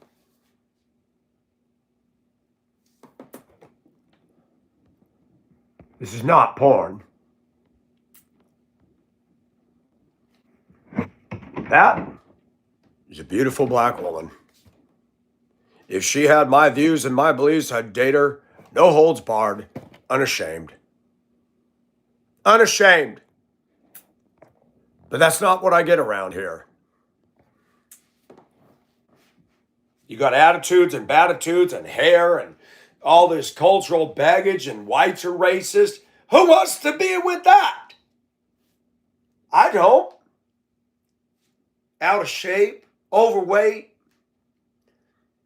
and I'm treated with contempt because I want a woman that's comparable to me body-wise. That's reasonable. It'd be like if a 300-pound man wants a 300-pound woman. Okay. Equality, baby. I want a woman who's slender like me. I want a woman who's in shape like me. My nipples still stand at attention. Hers should too. I'm clean and smell good. I want the same. I believe this way. I want her to believe the same. Help me, not a hindrance, not a liability. I'm not afraid to date a black woman. I've dated them before. They never lasted because they were Democrats and they got on that soapbox again and again. I got sick of it. All that racial baggage that they carry. They're talking like the slave days. I said, what did a white guy do to you? Nothing. Then why are you still carrying this axe around? I picked you up. I took you to dinner. I treated you like gold, and you want to talk about racism. Every time. I've seen it. They can't get past it. I've learned something as a grown 60-year-old man. I got my flaws. Women love to point them out. But guess what? There's a video of David Bowie. I think he's in Australia. There's an Aboriginal woman in there. Oh, she is so smoking hot. I've always been attracted to dark-skinned people, even in National Geographic. Some of these African women that don't wear bras or shirts, I'm amazed. For living out there in Primitiveville, they are extremely good looking. And there isn't all this under their arms. There's the Himba tribe. They put that red clay in their hair. I'm not wild about all that. But they are okay with people visiting them. If I had money, I would love to go spend a year with them. And the man, the chief, offers his wife. I'd say, no, give me one of the single ladies. Let me tell you how desperate I am for love. I'll live in a desert hut with a woman who moves me in a foreign culture. If that was a woman that loved the shit out of me. Even if we couldn't speak each other's language, but there was no conflict and she served me, I'd be like, I'll get primitive.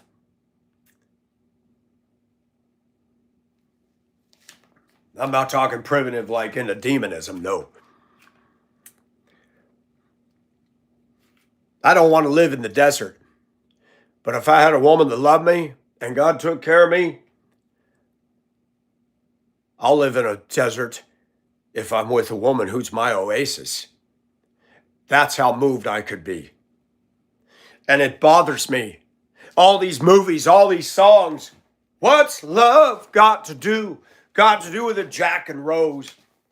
That's sick.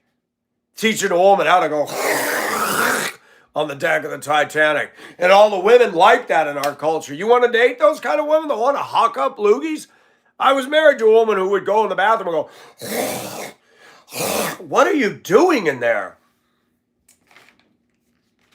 Yuck. And you got primitive women in a tribe. You know what the Himba philosophy is? That women should smell good and look good. Oh yeah, I'm on board with that. A lot of Caucasian women in America, after the marriage paper ink dried, you wake up in the morning and she looks at you and she smells and looks like Medusa. What did I just do? You got catfish, boy. And then they have their period, or then they have menopause. And you're supposed to have all this damn understanding, and you're supposed to tolerate the biatchiness, their rude behavior, but don't you have an off day. Don't you take your bad mood out on me. Man, you do this to me every day.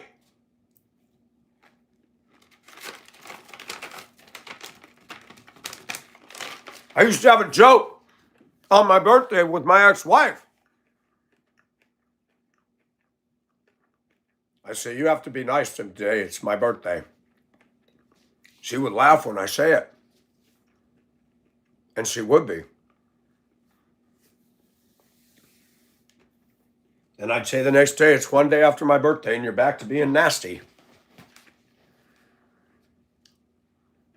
That's a culture I grew up in. Merry Christmas! Happy Easter! Michael, what are you doing?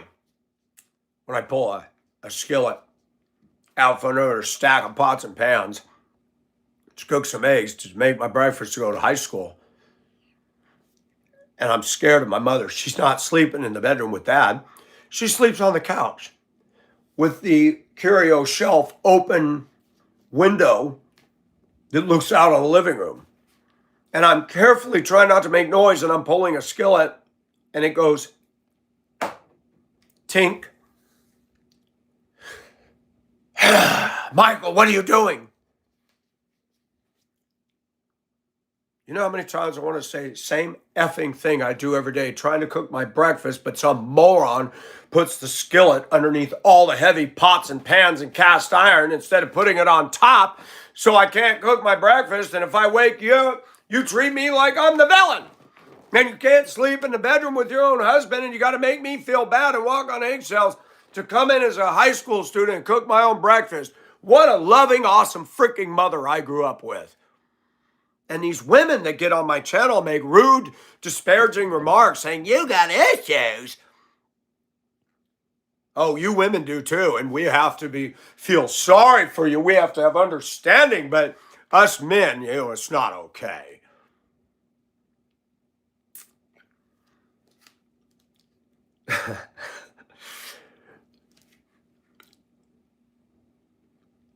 I thank God he gave me a job. I thank God he gave me a house.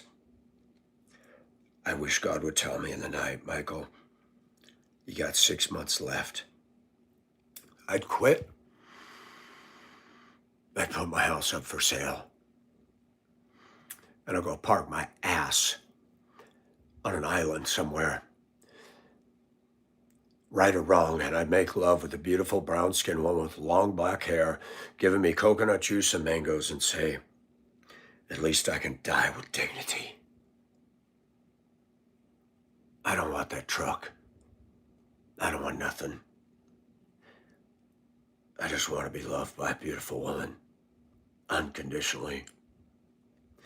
I'm not even allowed that today. It's not there. It's elusive like a Pegasus or a unicorn. If I wanted to date men, I'd have plenty of takers. If I want to date an attractive woman, nope, can't have it. Off limits. I didn't do something right. That is what is going on in America. I'm not making this stuff up. Women can act like children around us, and we're supposed to understand. Jenny, 4 hours of my time, sitting next to me, tempting her with her sweet-looking legs. Gosh, I just want to put my hand and feel that. These women are terrible to us. I'm thinking, wow, she's a Christian. She not moved. She don't want to try. I'll forgive the bad breath. I'll say, hey, you need a ginger chew, or do you need my mouthwash, or do you want me to brush your teeth and show you how to do it? Shoot, I'll shave a woman's underarms if I have to.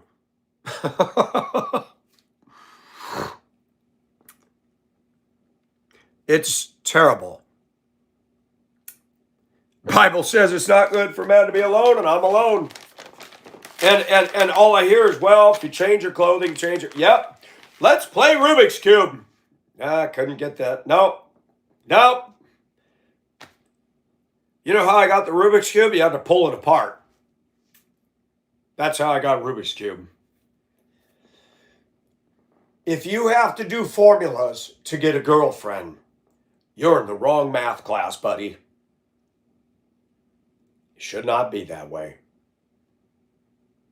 Women have just made it so that we men bow to their bullshit. And I'm sick of it. We're supposed to be the head of our house. If women want to play that game, I don't like the way you dress. I don't like the way you dance. I don't like the way you sing. I don't like the way you look. Somebody on their channel said, I don't want a sweet boy. No, you want a man that's going to be rough and throw you around. You don't want a man. You want an abuser. And then you act like a man. I'm not being rude, but I'm going to say what I need to say. How long would a relationship like me and that get along? I really don't want to hear a woman come in sounding like another dude in the house, calling me bro and bray and scratching her groin.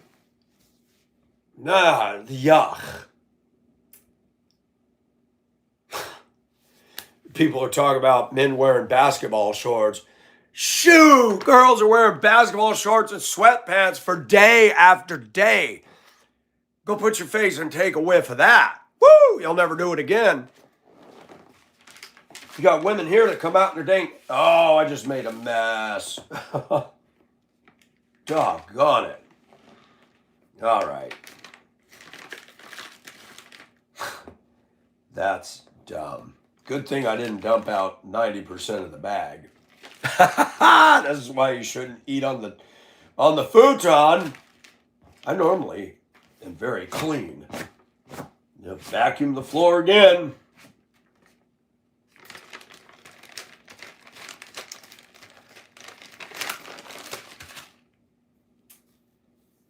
Women don't like life anymore. My opinion. Some do. Ones that are interested in me are too far away now. That's always the cruel joke. A woman that says, oh, I'd love to date you. Yeah, you're only 99 million miles away. $2,000 one-way trip. Yeah, this ain't going to work. And I'm not going to go all the way across the world just to go, Humpty Dumpty. Well, bye, I got to go back home. That's too much. And then you got the women that think, well, Mike, I don't want you coming over here thinking we're going to have sex. I didn't even think that.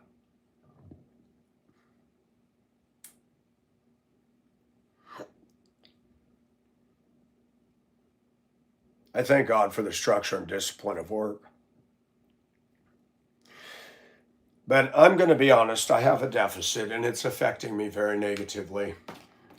When you don't have much to look forward to, it weighs in on you. Everybody wants a prize. Everybody wants a trophy. Pavlov's dog.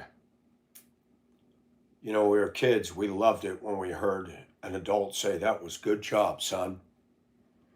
When we're adults, we don't get that anymore. Instead, you go to work, you give 110%. I walk into the boss and supervisor's office and the shipping clerk, the freight clerk. Man, I wish there was two of me. There's so much to do. And all three of them, oh, no, I couldn't handle two of you. What the hell did I do wrong that they're saying that?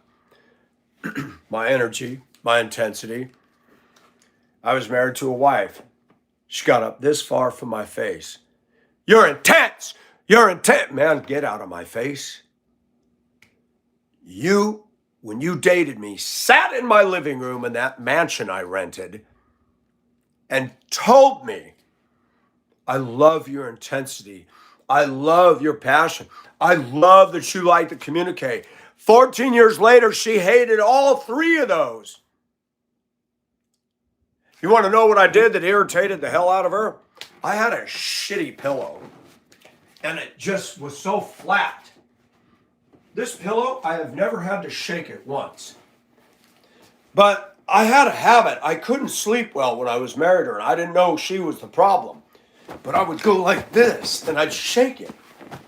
And I'd do it several times, and she would get so mad at that. She told her friend, I'm so sick of my husband shaking that damn pillow. I said, man, I'm trying to fluff it up. And even her friend said, well, some of these pillows are weak. You have to fluff. Oh, no, he does it and does it. I started calling them Chief Shaking Pillows. Yes, Chief Shaking Pillows. Pillow no good. Shake many time. My wife hated that. I laugh. I want to text her. I don't text her. I don't keep in touch. I want to text her and say, I haven't shaken my pillow once since I've been here. And I require less sleep since I divorced you. And I'm actually happier that I got away from you. When I was in marriage, I felt like I was in prison. My favorite song when I was married was this tune. Dun, dun, dun, dun, dun, dun, dun, dun, dun, dun.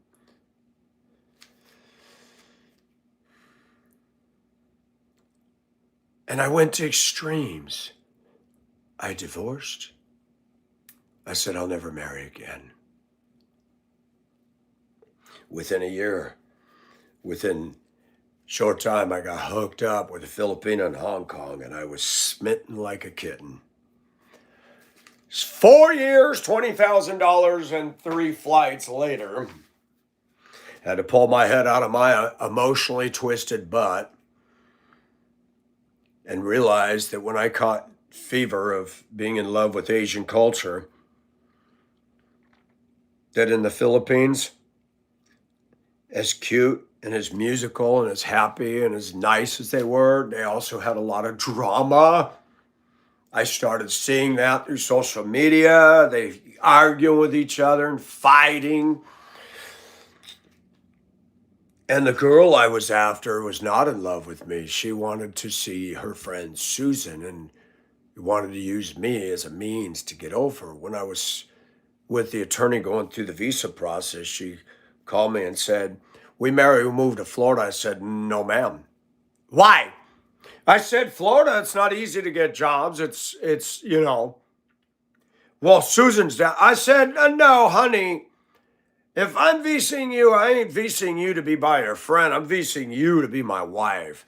And it took me a dumb long time to realize I was being catfished. No batter, no catfish. I didn't even get to eat the catfish. The woman was dead in bed. She lay there. She did nothing. And I'm like, you are dumb.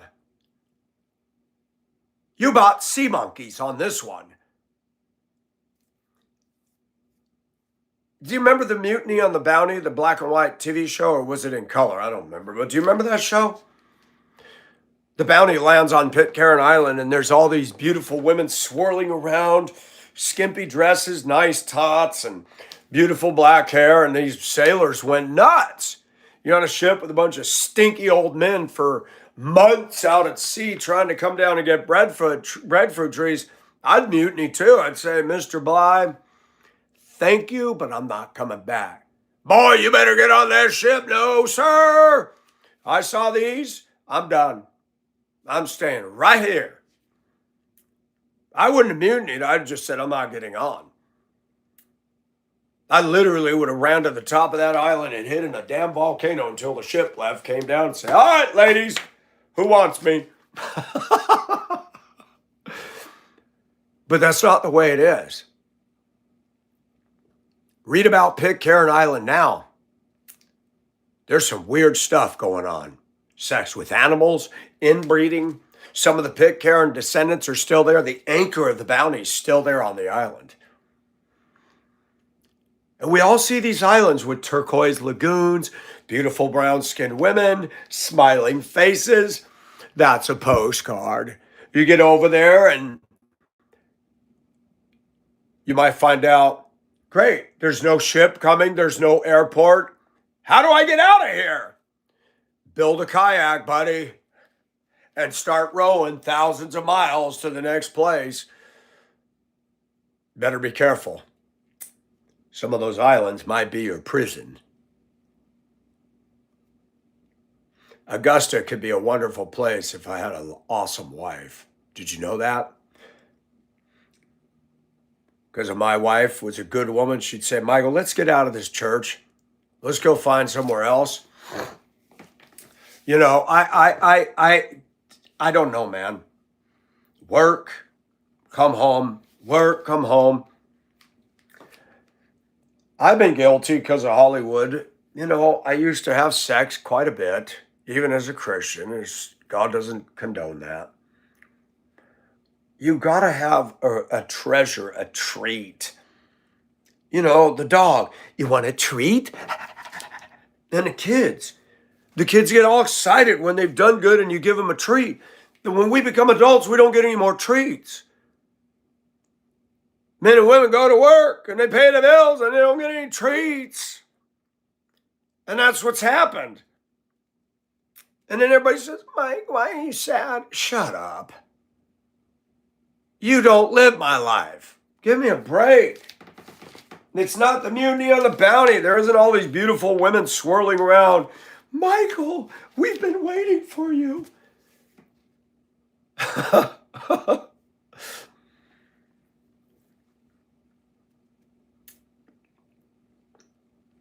Reality needs to be discussed. People, ethnicities, cultures need to be discussed. Our country is broken and we need to cry out and say, we got a problem, Houston.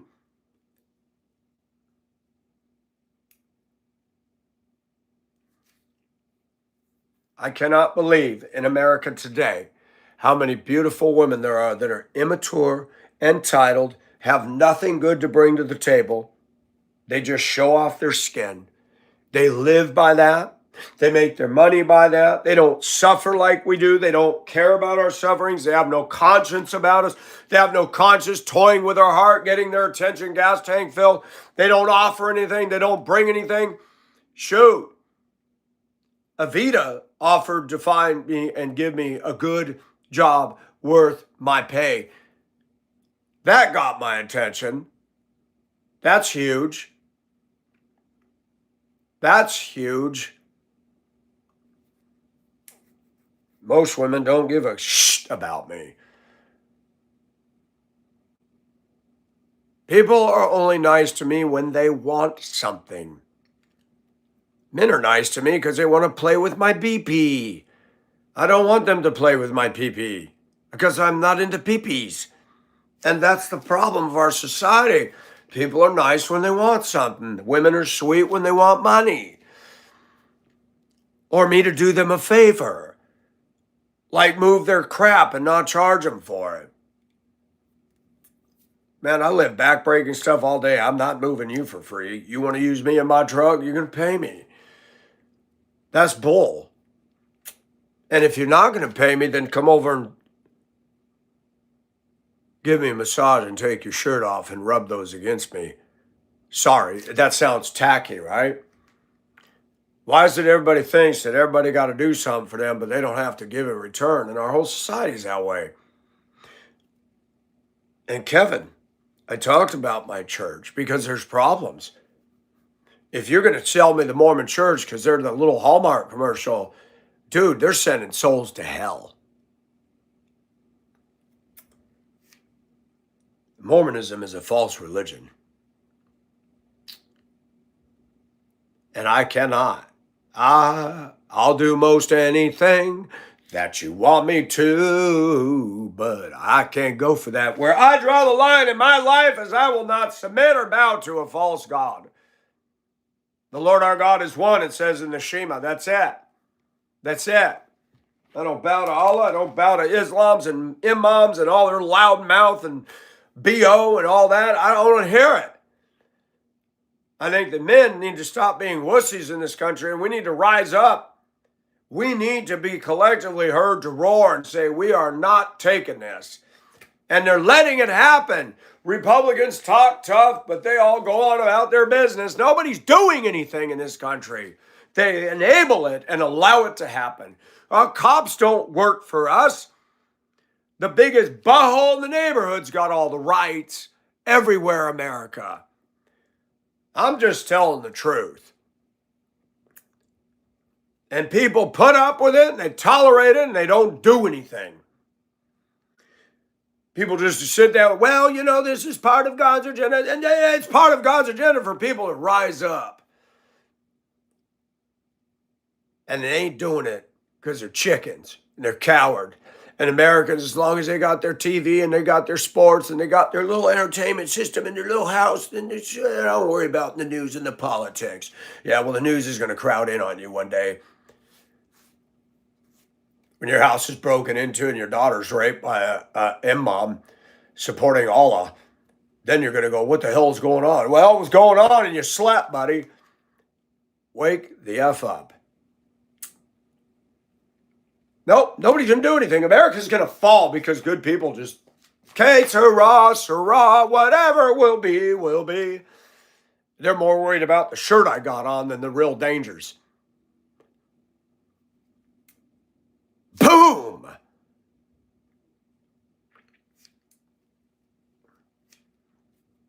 People think I'm woke. No, I'm not. I'm awake. I'm sick of it. And we all know for a fact, boobs is going to get more attention than my truth will. The power of nipples is massive. They'll get the views, they'll get the likes, not me. They'll get the money, not me. People do not pay for the truth in America. They're not interested. They'll pay Joel Osteen. They'll pay these preachers to entertain them with sermons and sermonettes. They will not pay or fund or defend me or give me a full-time job on YouTube. But if I had a pair of these and I was a woman, just think if I was a woman with my boyish face, but I was a woman, a ginger, and I was a real woman and I had just this, I'd have money thrown at me left and right. That's a fact. That's not content. That's not creator. That's just using the internet as your dang cabaret, your TT bar. And that's what's happened to men. We've been teased. We've been passed over. Do you know how many of those men are looking at you, ladies, that bald down the middle, that look like the choir director of my church? You got a big old pot gut? It would scare you to realize how many ugly men are sitting there going over you on the internet. All because you're vain, because you want your little attention gas tank full. You're part of the problem. And it's just spiraling down. And you got all these mothers out here calling all these men pedophiles for looking at their daughter who's walking out in a shirt. Let's do it. I mean, micro shirts now, where just a touch of the nipples peeking out. And you're calling a man a pedophile? What the F?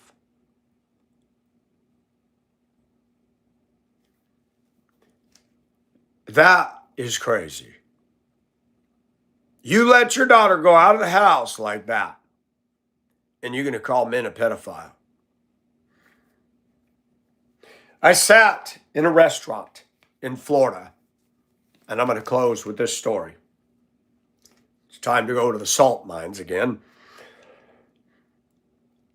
Sitting at a Japanese restaurant where you're seated around the grill, and the guy's up there doing entertainment and cooking, and it's fun. 9-year-old girl on my right, I was with the family. She took to me. Her sister was a teenager and stuck up and rude. And I'm trying to calm her down because her sister barked at her and she started yelling. I said, girl, not in the restaurant. It's your sister's birthday, now calm down. But I said, I know, but not today. Sit by me and calm down. To my left was a beautiful woman, black hair, ethnic, sitting with her husband. She starts talking to me. Have you ever been here before? I said, no. She goes, oh, you're going to love it. Talked my ear off. She's from South America. She's having an adult conversation with me. She's looking at me. I'm looking at her going, my gosh. And she had on beautiful clothing. Not dress barn. Not American. I said, what does your husband do? He's quiet. He's just munching and chewing like a cattle grazing. Not even looking at me. Oh, that's not my husband. That's my dad. I'm 15. 15? I thought you were an adult. Run circles around the girl that just turned 13 to my right, next to the 9-year-old who's just a complete narcissist, upstairs in her bedroom doing TikTok videos, doing God knows what.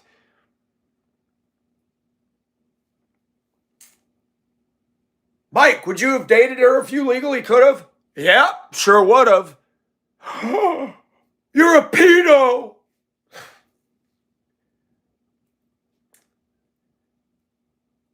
She didn't look 15. She looked like a woman. And she acted like a lady. She was more intellectual than any teen girl I've ever dealt with on a school bus in America. This culture doesn't see the truth about itself. She wasn't acting like a ding-dong teen. When I went to left, she goes, "It was a pleasure to talk to you." I said, "Likewise. Thank you." She shook my hand like a lady. "I hope I see you again." I'm thinking, my gosh. For me to admit that on the internet, oh, I'm bad. I didn't do anything. Did Dad look at me like, here's a grown man talking to my daughter? Oh my gosh. No, he's eating. He was at peace.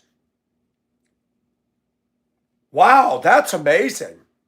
And teenage girls act like they're little. You go to the flea market, they're selling phones and they're sneering and glaring and they're sitting in shirts like this. The whole attitude. That's all our culture mass produces anymore is shit. That's it. Women that act like men, women with a bad attitude, and we men get to pick from this or this. And then they tell us, nope, you're not good enough. You're too lady boy. You're too sissy. You're too this. You don't make enough money. You don't dress right. Your hair's too long. Your hair's too short. Get rid of the glasses. No, you look better with glasses. No, get contacts. You need to wear a baseball hat. You need to wear a man bun. You need to drive the right car. And I finally said, America women, bing, bye. I'll just fantasize about what I can never have.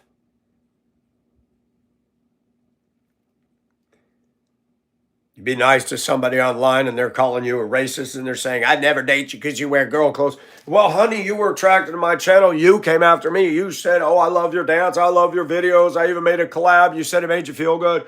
What's the damn truth? I don't know. Your father's name is Father of Lies, Liar, Satan, and you're Jezebel and you're the daughter thereof. I'm sick of it.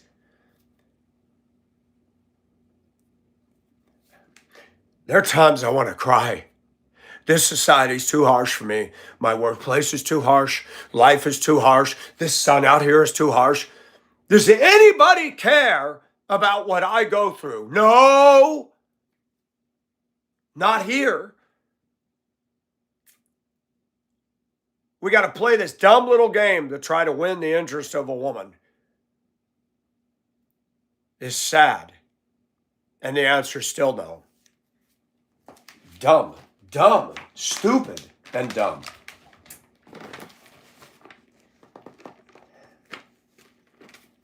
Yeah, if God takes me home, I'm good with it. I think about this place that I live in. If I was to die, nobody'd know it. I love my few little things in here, even though they're earthly things. I like my backyard. I die, so what? This house will sit empty. Somebody would notice, no movement. Somebody'd break in. Somebody'd find my body, freak out, and run after they robbed the hell out of it. What a beautiful fucking world I live in. And I still have hope. I still have youthful energy. For what? I still am emphatic. There is no good jobs for me. There's no favoritism for me. There's no, oh my gosh, I still haven't been able to use this damn thing.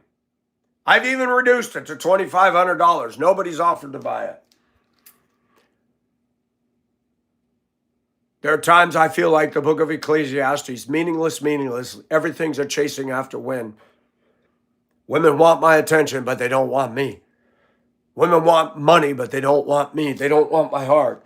They flatter me just so I'll flatter them, just so they can say, ha, he thought he could get a date with me. Hell no, hell no. Yeah, I get tired of it. Where do I go? Where does a man go when he wants to cry? Where does a man go when he has nowhere to go? You go to God and the heavens are his brass. When you go to church and nobody cares. Where does a man like me go? Most men go to drugs and alcohol, and those same buttholes get on this internet and go and make dumb comments to me. They're not men. They're cowards. They're drowning in a bottle. They're drowning in a blunt. They're drowning in their so-called toughness. I'm sick of it. I hate American culture. I hate it. I hate it. I hate it. I hate it. I hate it. I hate it.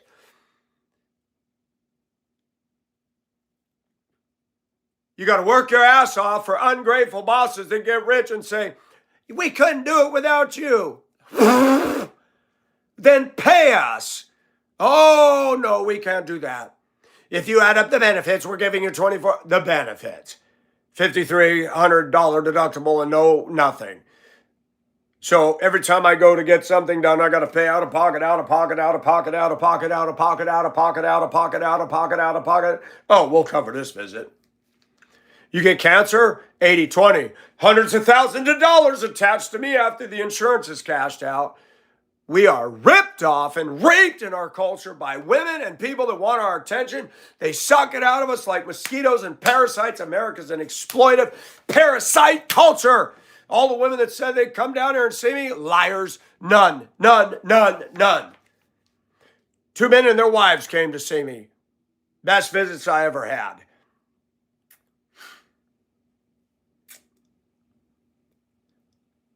One woman told me online this week that she was looking at plane tickets and wanted to fly me to her country to visit her. I was shocked. I never knew that. People in America don't give a shit. Christians don't give a shit. My employer doesn't give a shit. They don't care about our sufferings. Do you know how hard it is to drag my carcass to work?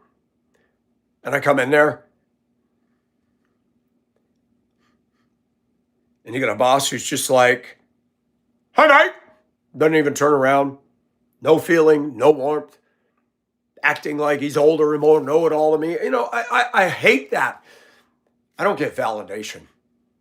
And as a Christian, I'm not supposed to run around and be sexually immoral. But you know what? Sex feels so good. And it is a form of validation. And I haven't had it. You don't want to know what went through my mind yesterday. Yesterday, I was in a mood. If a good, clean woman came in, I'd want to stand her up on that bed and I want to put my face between her legs and make love to that. That's where I was yesterday. I'm a sicko, right? Women say I'm not worthy of them. They couldn't handle me. They don't want this. They want some dirtball, screwball guy. They don't want us. Or they want other women. It's unbelievable. And I meet women that are harsher than me, more language than me, more foul. And they say that they're a woman? Huh? Really? Are you sure you don't got male genetics in there? I listened to a woman tell me, I can handle looking at a woman, but I don't want to see 2 men naked. Why is it okay for women to be lesbian, but not men to be gay? God says both of them are wrong. But I admit, I'm a grown guy. And guess what I've noticed? Some of the real videos that I watch where women are caressing and kissing and sucking, and I cannot believe how they're into it. And it dawned on me, most American women really belong in a lesbian relationship. They're really natural at that. They don't belong with us. It's cat and dog.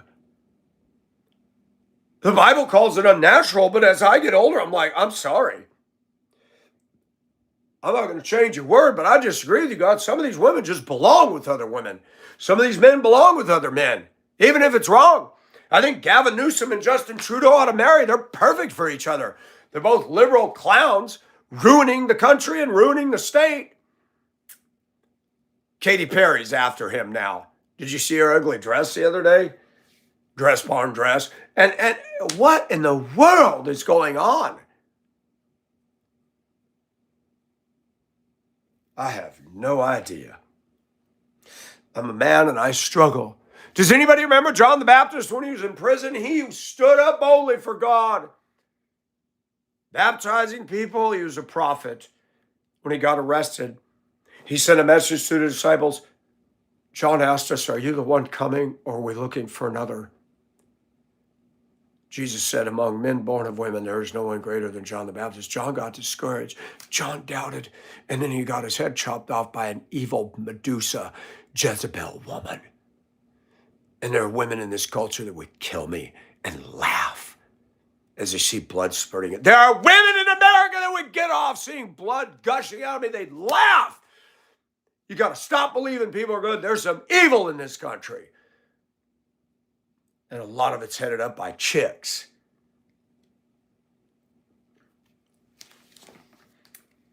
If I had the money, I would leave. Yes. I'd say goodbye to the flag. I'd say goodbye to Augusta, and I wouldn't come back. Where would you go? I don't know. But it wouldn't be here.